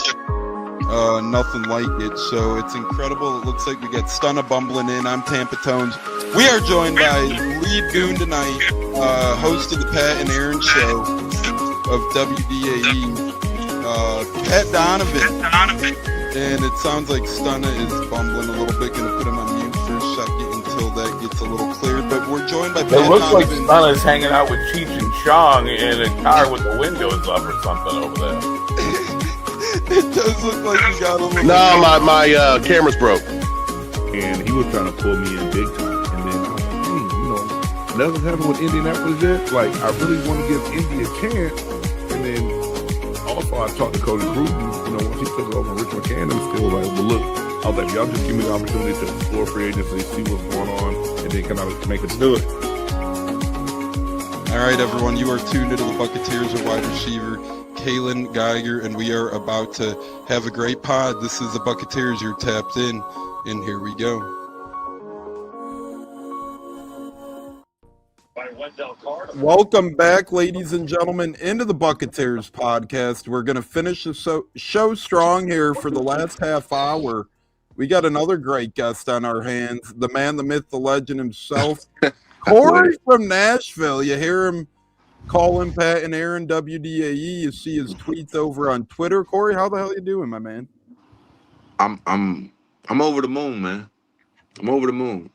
This offseason, the combination of how last season ended and the beginning of this offseason, like with everything that was happening, and then I had a weird year last year with a divorce. Like, I was just going through the motions, bro. Like, and this draft with the combination of we add our free agency in this draft, it has completely changed my temperament. Football should not have. I made a joke, man, and I said losing Mike Evans should not feel like losing my wife. Because I had a divorce in 2024, and it literally felt the same. I was like, football has so much demand over me. You ain't lying though, bro. That's the damn truth, bro. And it just shouldn't, but it does. But this draft, listen, I'm gonna be honest with you, man, and I might be a homer here because I am a Miami Hurricane fan. Shut up. I am a Miami Hurricane fan, so I might be a bit of a homer here. But Keontae Scott and Ruben Bain, to me, were their best two players at their positions. And we got Ruben Bain at 15. And we got Keontae. I thought Keontae Scott should have won the Thorpe. Go look at his film. And he missed 3 games, by the way. Go look at his stats in his film. He is a natural star corner, nickel slot corner. Now we've drafted a corner that we don't have to. We put Jacob Parrish in the slot last year. And he was admirable. He was really good. He was really good. Tyke Smith, we used him in different star positions, but this guy is a natural star corner. And the way that's going to allow everybody to be in their original positions is amazing. It's amazing. And to get him in the 4th round, hey buddy, they had no licorice. Love it. Oh, okay, Twizzlers, I'll take it. I'm sorry, I'm ranting here, but Keontae, I've wanted Keontae Scott from, I forgot which game it was. Maybe when I bought NCAA last year and played. What time you coming back? All right. And because I play the game all the time. I was like, man, who is this kid, man? Like, let me watch him. Let me watch. I can't believe we got Ruben Bain at 15. Like I said, the energy from where I was 2 months ago to today. Yeah, like I'm coming for training camp. I wasn't even coming to a game this year, and I'm coming to training camp, and I got to see this up close because I'm so happy. I'm just over the moon, bro. Like I'm very pleased with what Jason Light was able to, and I'm very pleased with what they were able to pull off in this draft. Like, this is how I feel. Zach, and my Lakers are up 3-0.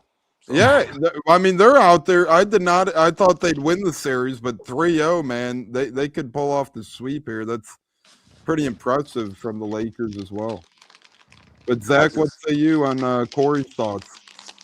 Yeah, I knew Corey was excited from his from what he was saying in Twitter, and I always respect his opinion. We've been in the trenches together on some away games, and have And look walked at back. his room. By the way, guys, that is not a green screen in Bucks by 30's basement. I just want to make sure everybody's aware of that that's watching. That is not a green screen. That is his room. So eat your hearts out. Because I know I'm jealous. I'm jealous every time I hang out with him. Thanks, Corey. I appreciate that. We've walked back to the buses in jubilation and walked back to the buses in some furious anger, especially after that KC game. And I had to get him on so I could hear what he had to say about the draft thus far because I knew he was going to be excited. And what do you think of that? What do you think of those fifth round picks? Oh, so I wanted us to add beef. And that's what we did. I really thought the Kentucky center was that the Packers took. I really think he was the pick at 160. And the Packers took him. It happens that late in the draft because a lot of teams are looking up RAS scores and looking up team needs. You know, early in the draft, you get your best availables. And if you're lucky enough and blessed enough like we were this year to be able to get Ruben Bain, which was clearly best available and a need, then that's awesome. But that doesn't work out like that all the time, right? So later in the draft, you end up you taking you're filling your team needs. And Yeager, I really wanted Yeager out of Kentucky. I thought he would have filled so many holes on that offensive line. I thought he would have been a day one starter because I'm very big on moving Barton to guard. I think with his athletic profile, I think Barton would have suited us better at guard. But it is what it is. He's not a terrible center. I just think he was better at guard. And that's how I feel about him. But who am I? You know, I'm not in the building with these guys every day, like the coaching staff and working with these guys. I'm just a fan that loves the game. But I'm fine with the fifth round picks. I went and looked at this kid from Clemson, the interior D lineman, and you have some Clemson loyalists that are saying Peter Woods was the name on that D line, but they said this kid was actually the anchor on that D line. They're saying he was the one that was making the plays. And then I went and saw his RAS score. This kid ran a 4.8 at 313 pounds and 6'4". He had a 9.7 RAS score. I mean, that athletic profile alone, I cannot wait for the rookie mini camp, and I can't wait for training camp. I have no problem and I didn't mention it. I'm sorry, I'm talking so long. I'm not trying to take over the cast. No, you're But good, man. You're all No, you're right. good. I didn't even mention how because at the beginning of getting Jeremiah Trotter, I was like, we needed a linebacker. But you know what? At the very onset of getting linebackers, what does a linebacker need to know how to do? They need to be able to fucking hit. Mm-hmm. They need to be able to hit. They need to be able to play downhill. And schematically, oh, don't on the phone, buddy. I see. And schematically, you can get pass coverage to work a certain way if you're weak at that. I mean, let's be honest, our pass coverage wasn't good because our front wasn't good. But we had Ruben Bain to Muhammad to Vita to a healthy Cansey to Yaya. Now, them quarterbacks got about 3 seconds back there. Now, if that long, I think our front is going to be amazing this year. So you want a linebacker that can hit first, that can go sideline to sideline, that don't mind running downhill, that can get in there and mix it up with the uglies to get some TFLs. So that made me, and I dialed it back and was like, you know what? I like this Trotter pick because he can hit. He can filter through the BS on the line. He can go downhill. He's sudden and he's violent. We are all Bucs fans in here. We know our team, unfortunately, let's be honest, we were too nice last year. We were too nice in places that we needed to be nasty. Did y'all see Ruben Bain?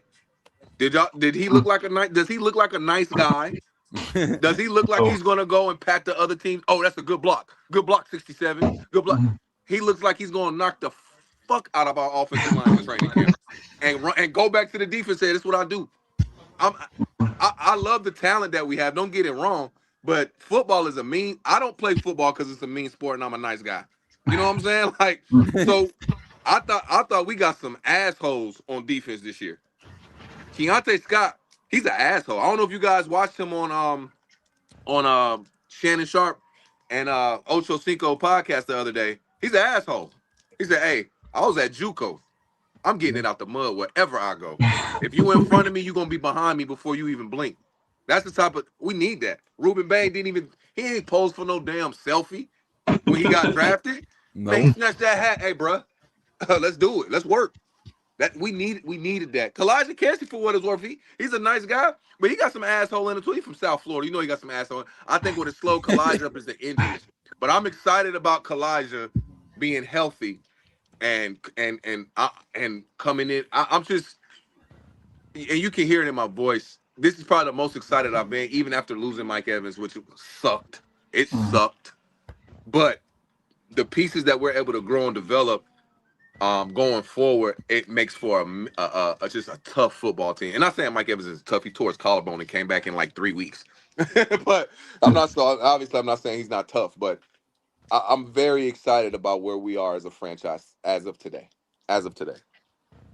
Corey, I will ask you this. Bringing up, how nice we were on defense, playing soft. We were talking about earlier in the show today, and I was saying, I want some tough MFers that are gonna punch people in the mouth, not just be soft and be like playing off and stuff. Because that Atlanta game, we can all admit to this. That to me was a stepping stone saying, okay, this defense got to change. Stuff has got to change. The fact that you couldn't stop them on 3rd and long and then 4th and long, you couldn't stop it, and we lost the game.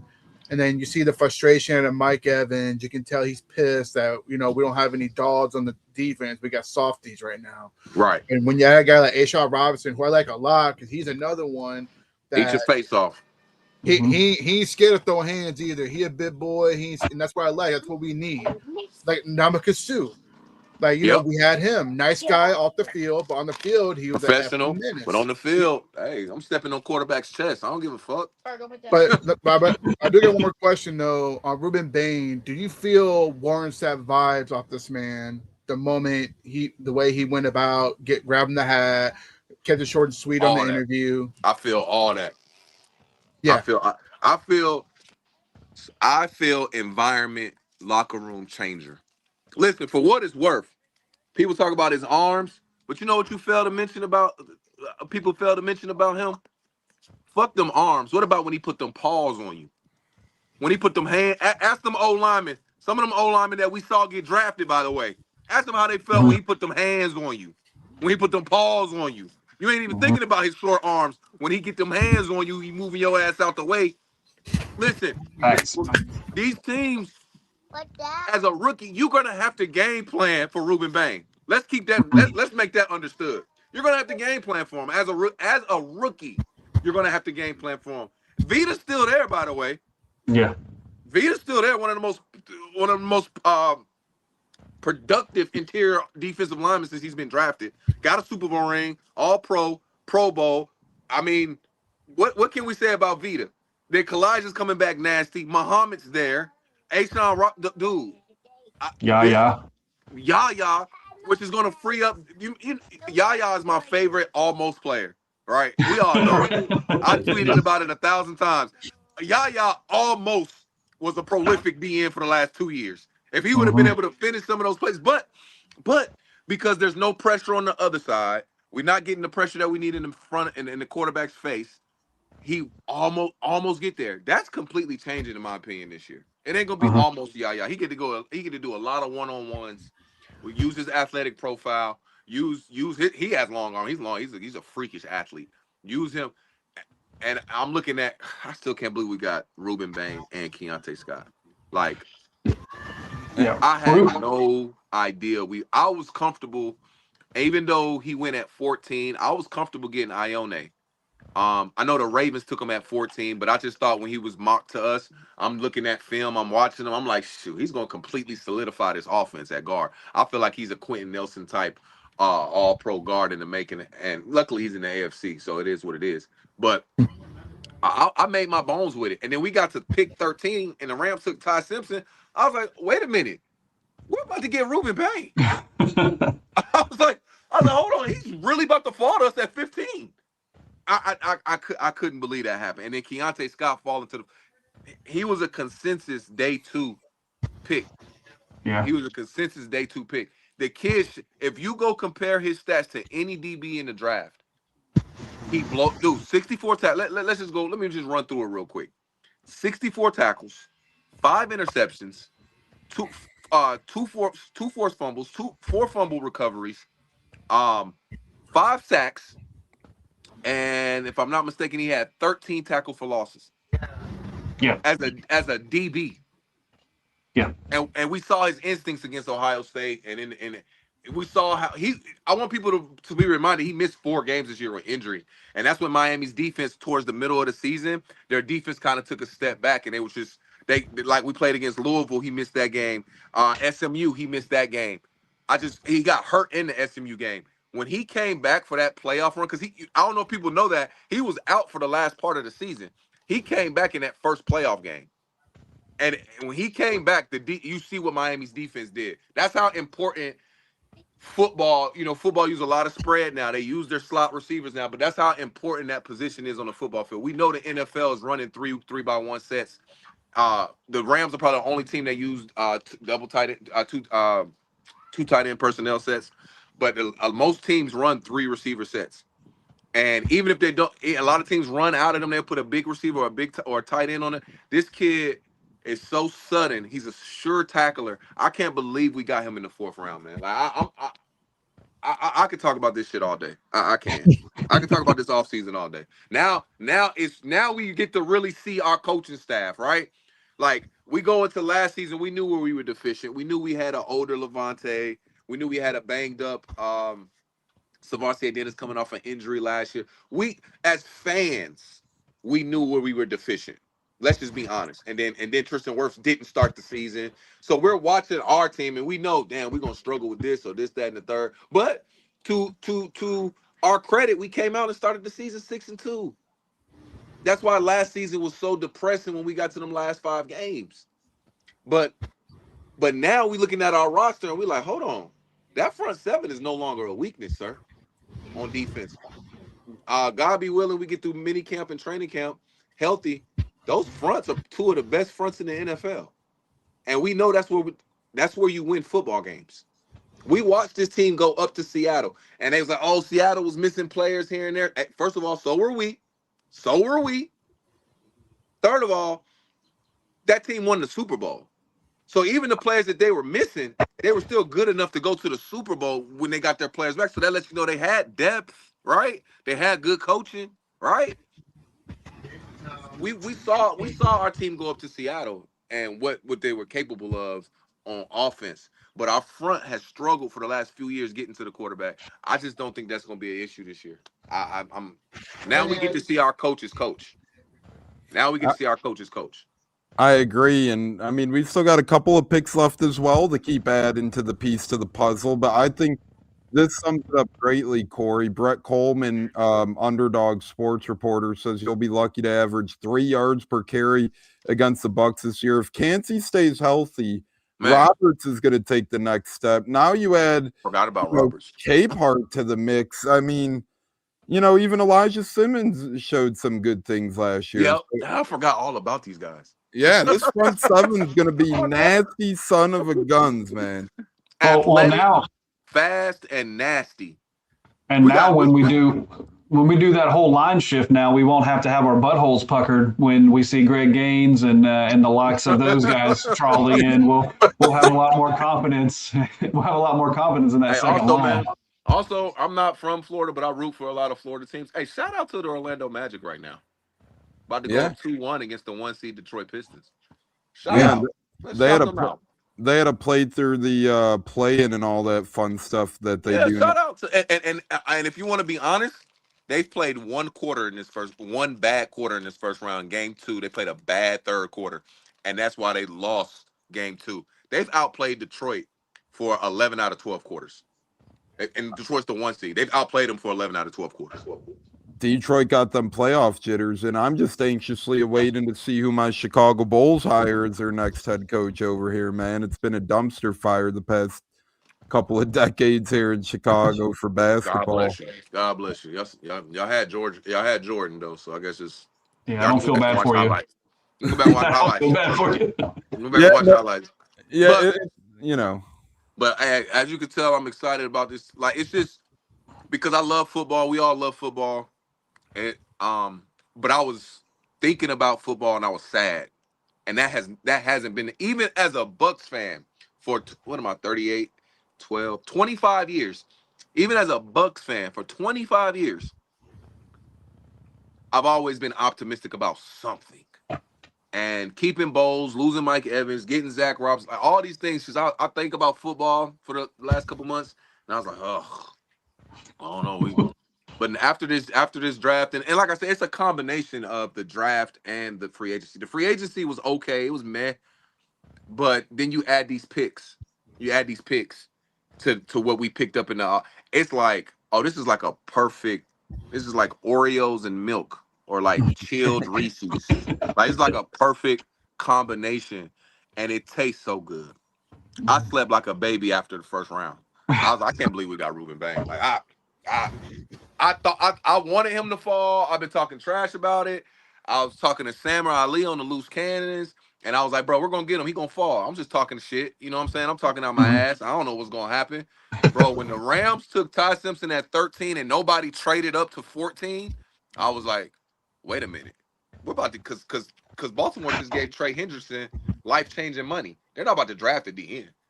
But they could have, but I knew they weren't. Just because they just spent too many resources on that position. I was like, we're about to get Ruben Bain. Like, just sitting at 15.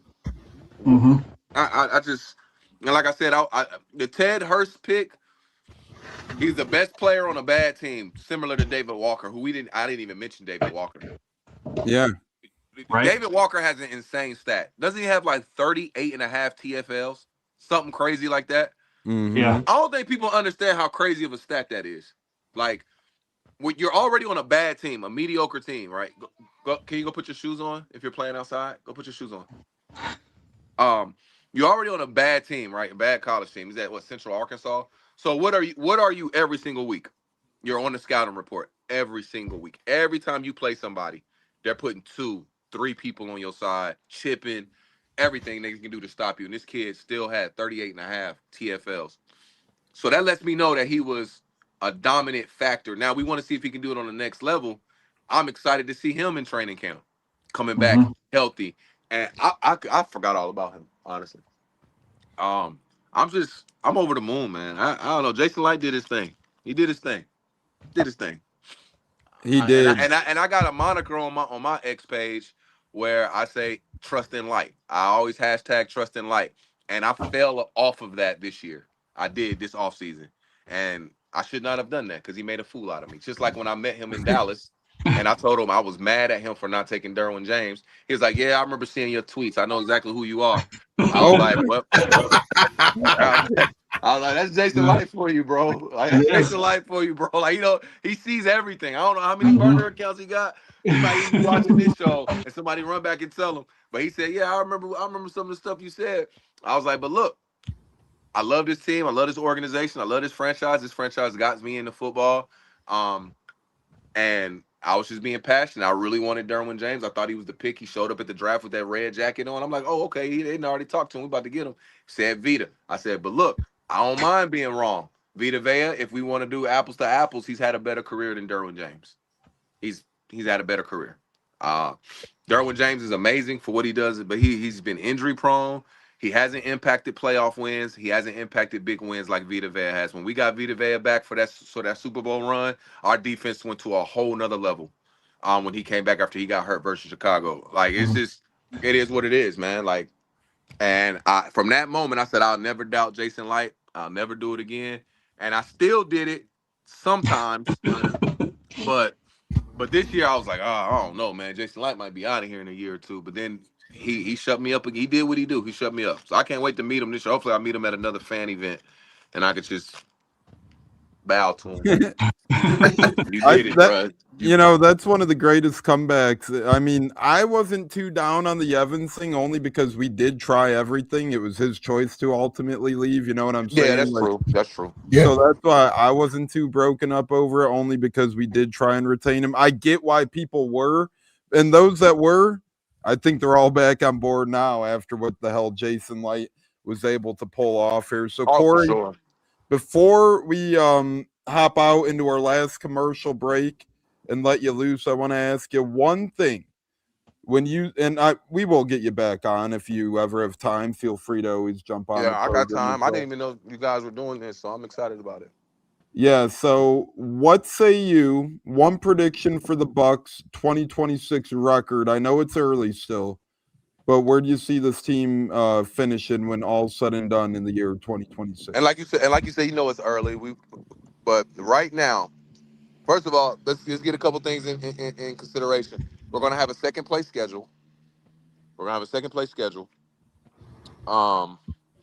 think we're the most talented team that's gonna have a schedule like that, right? Like if we would have won a division last year, like I'll be frank with you, I think Carolina's gonna be up against it because they got to play all the first place teams from the other divisions that we don't play. So having that second place schedule and being as talented as we are, like I said, we dropped the ball last year. It happens. I see us at 11-6, man, 12-5. I thought we were a 12-win team last year, and we came out the gate at 6-2. Had some injuries, lost something weird was going on in that locker room, man, and it just didn't come to fruition. I'm a firm Baker believer. Because I'm gonna tell you why I believe in Baker Mayfield so much. I underestimated his mental aptitude for the game. Well, all the different OCs he did a press conference after the first year with us, and the way he was breaking down defenses and the scheme, I was like, you know what, man, I've been kind of down on Baker, and then he has. Let's be honest, Baker Mayfield has an A+ arm, so he matches his arm to his mind. I'm a believer in Baker Mayfield. I know the season didn't end how we wanted, but I think when you have the best quarterback in your division, that lends itself to a couple extra wins that you don't think you may have. Yeah. And let's be honest, we lost those games at the end of the year last year. It's not like we got our ass beat, guys. Like all those games were one possession games. Like, and we know we had major deficiencies on both sides of the ball last year, late in that season. And it happened. It just happened. I don't think that's gonna happen this year. I think this whole franchise just got rejuvenated with this offseason. And we as fans are gonna pay dividends watching our team go. We're gonna be a double-digit team. I say 11-6. 12-5, I think, is our ceiling, but I think 11-6 is our floor. I don't see us winning less than 11 games this year with a second place schedule, and I think we're the most talented team with a second place schedule in the NFL. If that makes sense. And I'm really not that scared of the NFC South either. I know some people say they're loading up, and they have gotten better. Yeah, but they had a really good draft. Every team. And they had pretty good free agencies too. But you know, Devin Lloyd was the piece I wish we could have got, but we needed that money. We need those resources. I hate that he went to Carolina, but it is what it is. It is what it is, and that's a great Corey from Nashville. We're about to go to our last commercial break, then close things out. Corey, thanks for coming on, brother. We can't wait to have you back. Sorry I talked so much, man. I apologize. No, hey, you were the star of the show. You were our second pick. Hey, Zach, what games you going to this year? I'm not 100% sure yet. I know Pittsburgh's playing in Tampa, so I might come down for that. We might have a bunch of family come in for that one.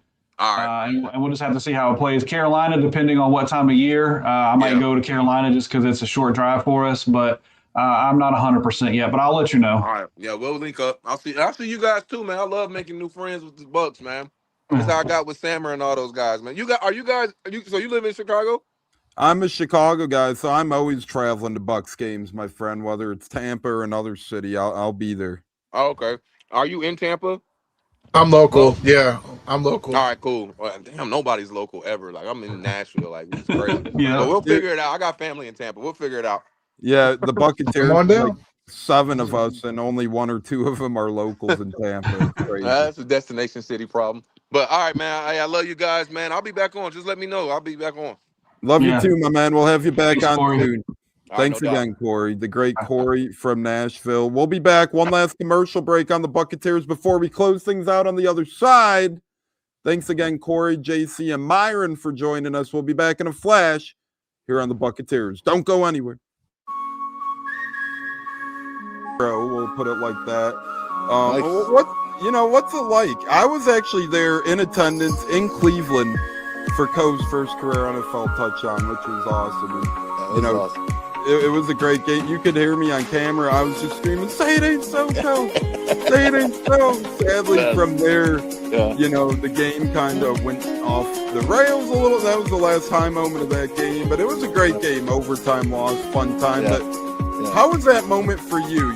Seeing the first, whether it was on TV, in person, wherever you were, seeing his first NFL touchdown. How was that? Well, dude, I mean, we were at home because it was a away game. We don't travel to a lot of the away games because we can get into that later. But to watch that and to think I wished I was there live. So to have your video was so cool, and just that, "Hey, this is so cool." I mean, that was so cool for us. Catching it from Tom Brady, right? Like he's got the ball yet. I mean, first NFL touchdown means a lot, right? I mean, as a dad, that's just so cool to see. And it's just, it was fun to watch. And yeah, it didn't have the outcome we wanted, but still the same. What a memory! What a memory to have, right? So, and honestly, cool. those.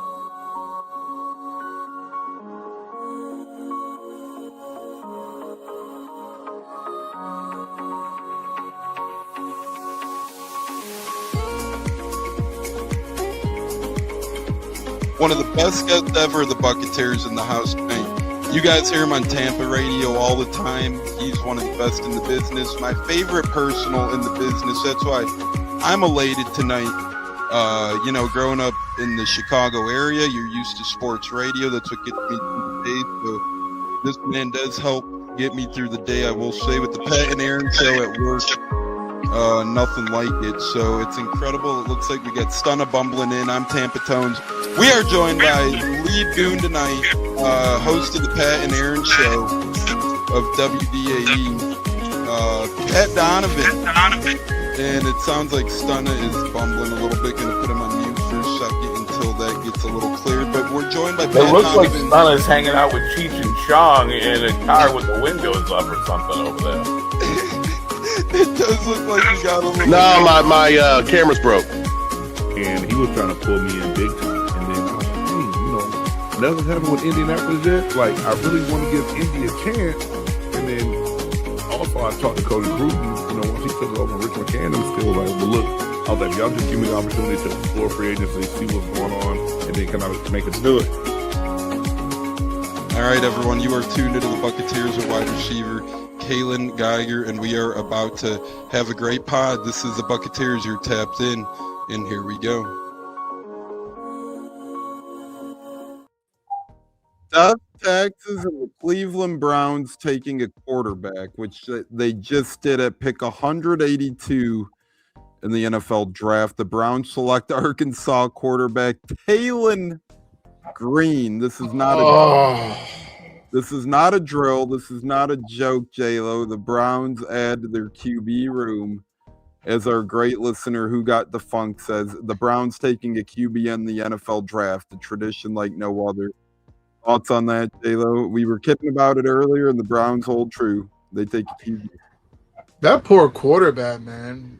Going to Arkansas, plummet, and then you get drafted by the Browns, where you're probably not going to see no playing time. Well, actually, you could because the injuries happen, but why? That's all I can say is why. I feel bad. I feel for that kid. Zach, what say you on the Browns? Browns and here they go, taking another QB. Oh, the Bucs moved up, people. We're gonna stay live. The Bucs are in 3 picks suddenly. So here we go. Here we go. The Bucs have moved up, Zach. Man, I thought you were joking. Like my stuff is way behind. Man, I'm behind. I still show the Browns on the clock. So I thought you were joking when you said that. But man, I mean, if Cleveland didn't want that draft pick, why didn't they do something with it? Trade it or, give it to a Make-A-Wish kid? I don't know, something. Why the hell would you take another quarterback when your room is already full of players that, like, you have a controversy already, right? What are you going to do with Watson and Sanders and Gabriel? And now you bring another kid into the mix. Like, would this guy not have been available as an undrafted free agent? I mean, there's still some decent talent on the board for you to take another quarterback. It just makes no sense. But again, this is why Cleveland is who they are. Fellas, the trade details are out.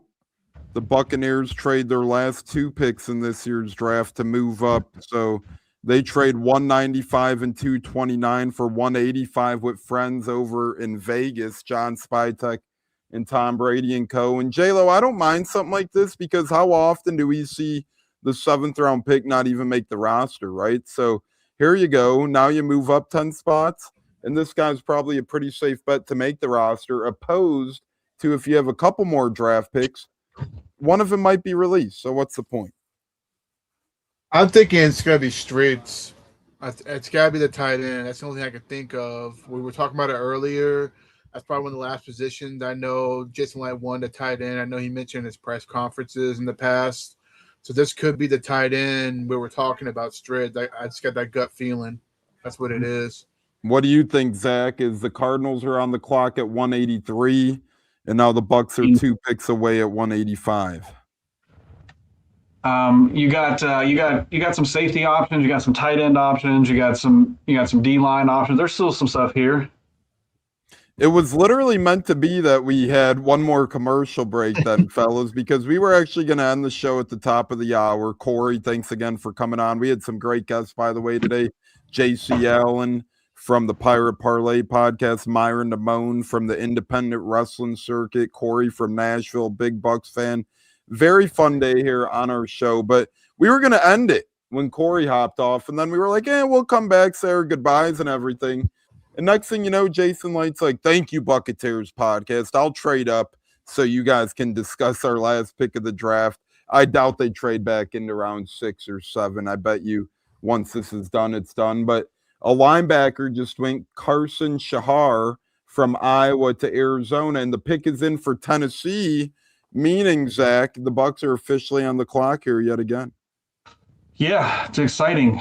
Trig, the tight end from Texas, is still available. Injuries. I think Coogan's still available.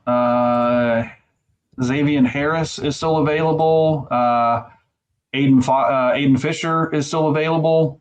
A lot of guys. Quintavious Hutchins from Boston College. Greg Allman thinks it's going to be a tight end. He tweeted that the Bucs trade up tight end incoming ? And that's Greg Allman saying that. He said Bucs have traded up from 195 to 185, giving up their 7th round pick to move up in the 6th round. Tight end incoming. So there we go. We'll see what it leads to, but the Bucs are on the clock, fellas. This has been incredible, though. Thanks again to Myron, JC, and Corey. We're going to be here, dissect the Buccaneers pick, and then we're going to bounce out. It's been our longest day 3 draft coverage show to date. We always go over 2 hours, but we haven't gone into almost the 4th hour, and that's what we're about to do now. Greg Allman now tweets, cool that the Bucs traded up with the Raiders, so it's a Light Spytek deal. So there we go. Light and Spytek, former co-workers, are now out here making trades. So I don't know, Zach. I don't mind not having a 7th round pick. I think it's ideal for the Bucs to ensure a guy they want, opposed to we'll take 2 stabs at it and maybe one of these guys might be cut. Right, and with the trade back in the 3rd round, we still end up get with 7 players out of this draft, so we didn't lose a pick, right? So we just moved up to get somebody that they were targeting, which is, like you said, the 7th round guy is kind of a wash anyway. It's a hard road for them to make the roster. So if there's somebody that they're targeting, I'd rather them move up and get them and not have a 7th round pick as opposed to losing it. So the pick is in for the Titans. Jackie Marshall. Here we go. Twitter's going to spoil it for you first. I'm not looking at Twitter for this. Since it's the Bucs' last pick, I'm staying off Twitter. By the way, James Palmer, he said yesterday, really like this Ted Hurst pick for Tampa. That's a round 3 receiver. The Bucs were looking for a bigger wide receiver in the draft that had ball skills and could go up and get it. They wanted a wide receiver not to replace Mike Evans, but check a few Evans-like boxes as part of a deep wide receiver room. So there you go, J-Lo. Up there's Jordan Palmer's thoughts. Picks in. That the pick is in. You guys are ahead of me. Yeah, less than a minute on the clock, so they definitely knew who they were taking. I feel like the draft tickers used to be so much better, though. You know, like they used to have such a better availability for the best guys still left. It used to tell you the appropriate amount of time better.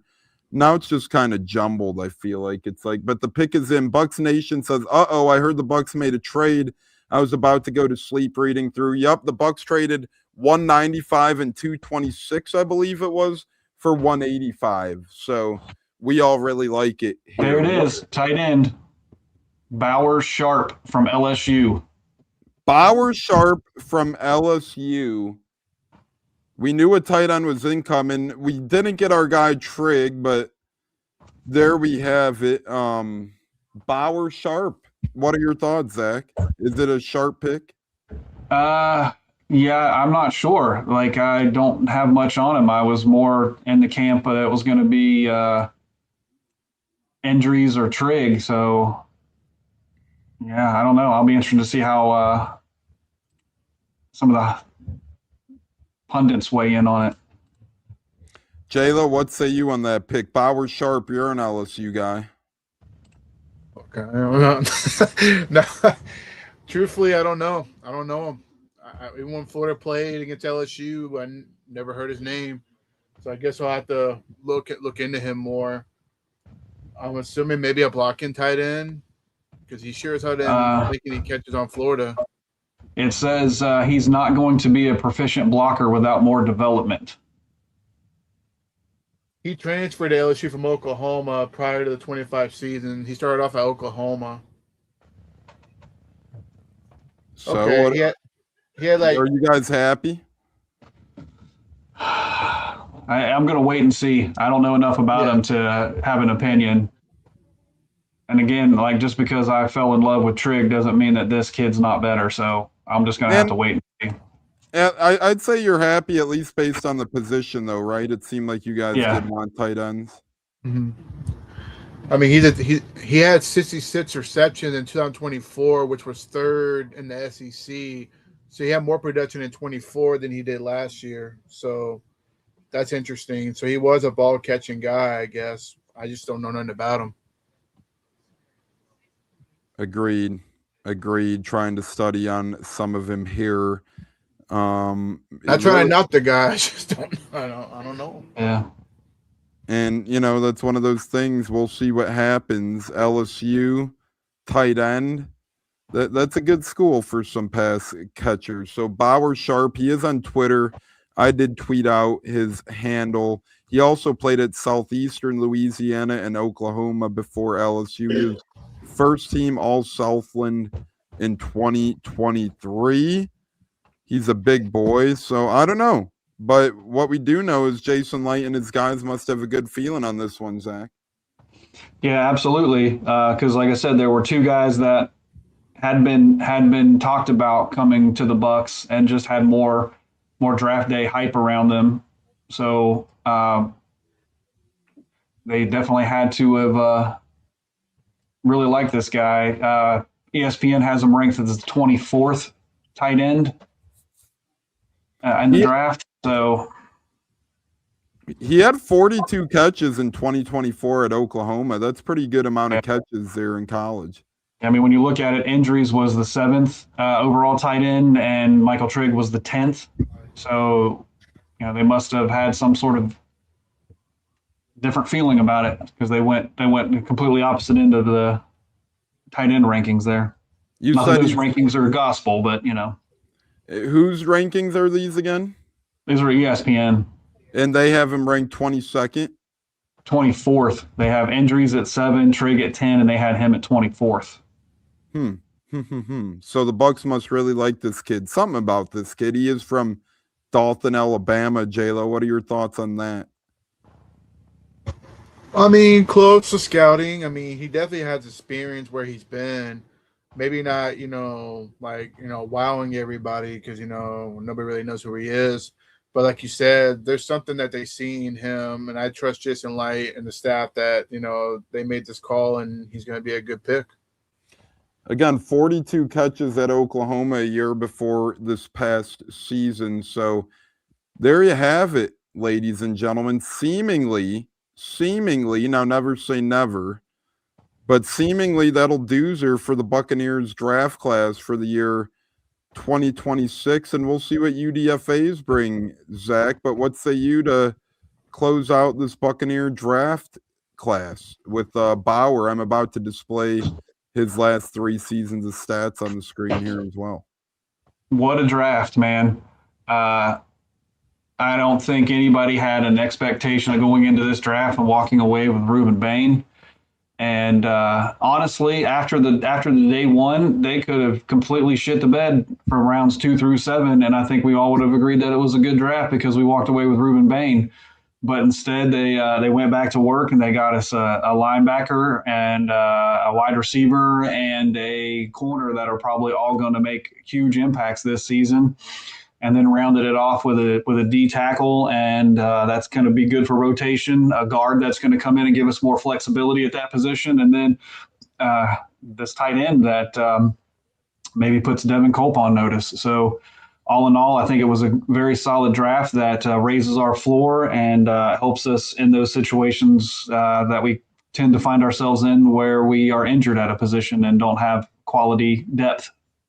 Guys, look at that number there, J-Lo, before we get your thoughts. Again, this is Bauer Sharp's numbers, newest Bucs tight end from LSU, 6th-round pick. Bucs traded up to get him. He had 25 carries and 5 touchdowns for 133 yards in 2023. So maybe some fullback action or maybe some goal line action carrying the football, maybe some trick specialty there, J-Lo. That's a little unique to me, but what say you on the Bucs draft in total here as we round out our long day 3 special here on the Buccateers? Well, I do want to throw in there from the 25 season, he averaged 10.5 yards per catch. So that's pretty impressive, which means those are first down catches. So that's kind of catchy as well. I want to throw out there. That was recent last year. But overall, I mean, I think this was definitely a home run draft. Maybe close to a grand slam draft with the first 4 to 5 picks because I feel like, as Zach mentioned, they're all going to contribute in some certain way. I think all of them made the roster. But Sharp is a question mark, but the rest of them I feel will make the roster. I feel like they both will have roles and contribute to the right thing. And Bain just was icing of the cake to how mean this defense is going to be that we've been looking for, that mean, get in there, warm set vibes, and that's what this defense needs. They need an a-hole in there to push these guys to go out there and ball for us to win football games. Well, that's unique out of Bauer Sharp. Last year, over 10 yards a catch, as J-Lo pointed out, good stuff there. 2 years ago, had 42 catches. That's always a good thing. Then 3 years ago, had 5 rushing touchdowns. Always a unique thing. So that'll do it here on the Buccateers. We'll be back Monday discussing our UDFA class on Man Cave Monday here. And we're going to open that up if anybody else besides Zach or I wants to join, since we'll be digging into the UDFAs and whatnot as well. But it'll be a fun time here on the Buccateers Monday. Any final word, gentlemen, before we log off? I'm going to need a nap. Yeah. I worked this morning and now this. It's been fun, though. It's been awesome. No, absolutely. Probably the longest I've ever been on a pod from start to finish. So definitely fun chopping up there, guys. I feel we had a great time. Thank you for all the people that watched, listened, joined us on the show. Like I said, it was awesome. And, hey, we had a good draft. That's how I feel. On behalf of Zach, J-Lo, Tampa Tones, we tried some unique things, had some fun guests. We tried to play some audio, show some visuals, bring on some guests. It's been a great Buccateers. And remember, join us Monday. I feel like my brain's fried now, so I'm going to just unlog here. I don't even know what the hell's going on anymore. But join us Monday on the Buccateers to go over our UDFAs. And we hope to get a rookie or two on the program. Pay attention to that. But on behalf of Zach, J-Lo, and Tampa Tones, going to give the guys one last round of applause. Well deserved. and we'll see you guys Monday. You are cursed. Fire the damn cannons. Let's go, Tampa Bay Bucks. Bro, we'll put it like that. Nice. What's it like? I was actually there in attendance in Cleveland for Coe's first career NFL touchdown, which was awesome. And, Awesome. it was a great game. You could hear me on camera. I was just screaming, "Say it ain't so, Coe! Say it ain't so!" Sadly, from there, the game kind of went off the rails a little. That was the last high moment of that game, but it was a great game. Overtime loss, fun time. How was that moment for you? Seeing the first, whether it was on TV, in person, wherever you were, seeing his first NFL touchdown. How was that? Well, dude, I mean, we were at home because it was a away game. We don't travel to a lot of the away games because we can get into that later. But, to watch that and to think I wished I was there live. So to have your video was so cool. And just that, this is so cool. I mean, that was so cool for us. Catching it from Tom Brady, right? Like he's got the ball yet. First NFL touchdown means a lot, right? I mean, as a dad, that's just so cool to see. It was fun to watch. And, it didn't have the outcome we wanted, but still the same. What a memory! What a memory to have, right? So, and honestly, cool. those.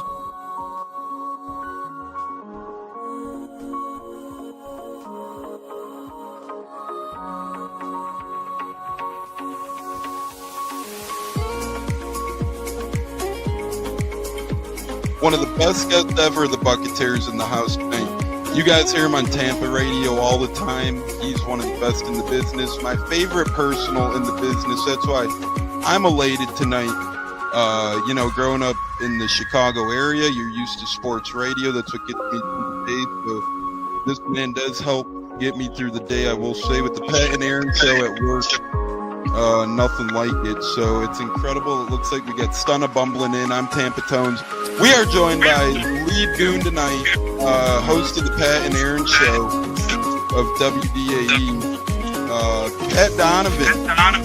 And it sounds like Stunna is bumbling a little bit. Going to put him on mute for a second until that gets a little cleared. But we're joined by Pat It looks like Donovan. Stunna's hanging out with Cheech and Chong in a car with the windows up or something over there. It does look like you got a little. No, my camera's broke. And he was trying to pull me in big time. And then I was like, nothing's happened with Indianapolis yet. Like, I really want to give Indy a chance. And then also I talked to Cody Gruden, once he took over Rich McCannum, still like, but look, I was like, y'all just give me the opportunity to explore free agency, see what's going on, and then kind of make us do it.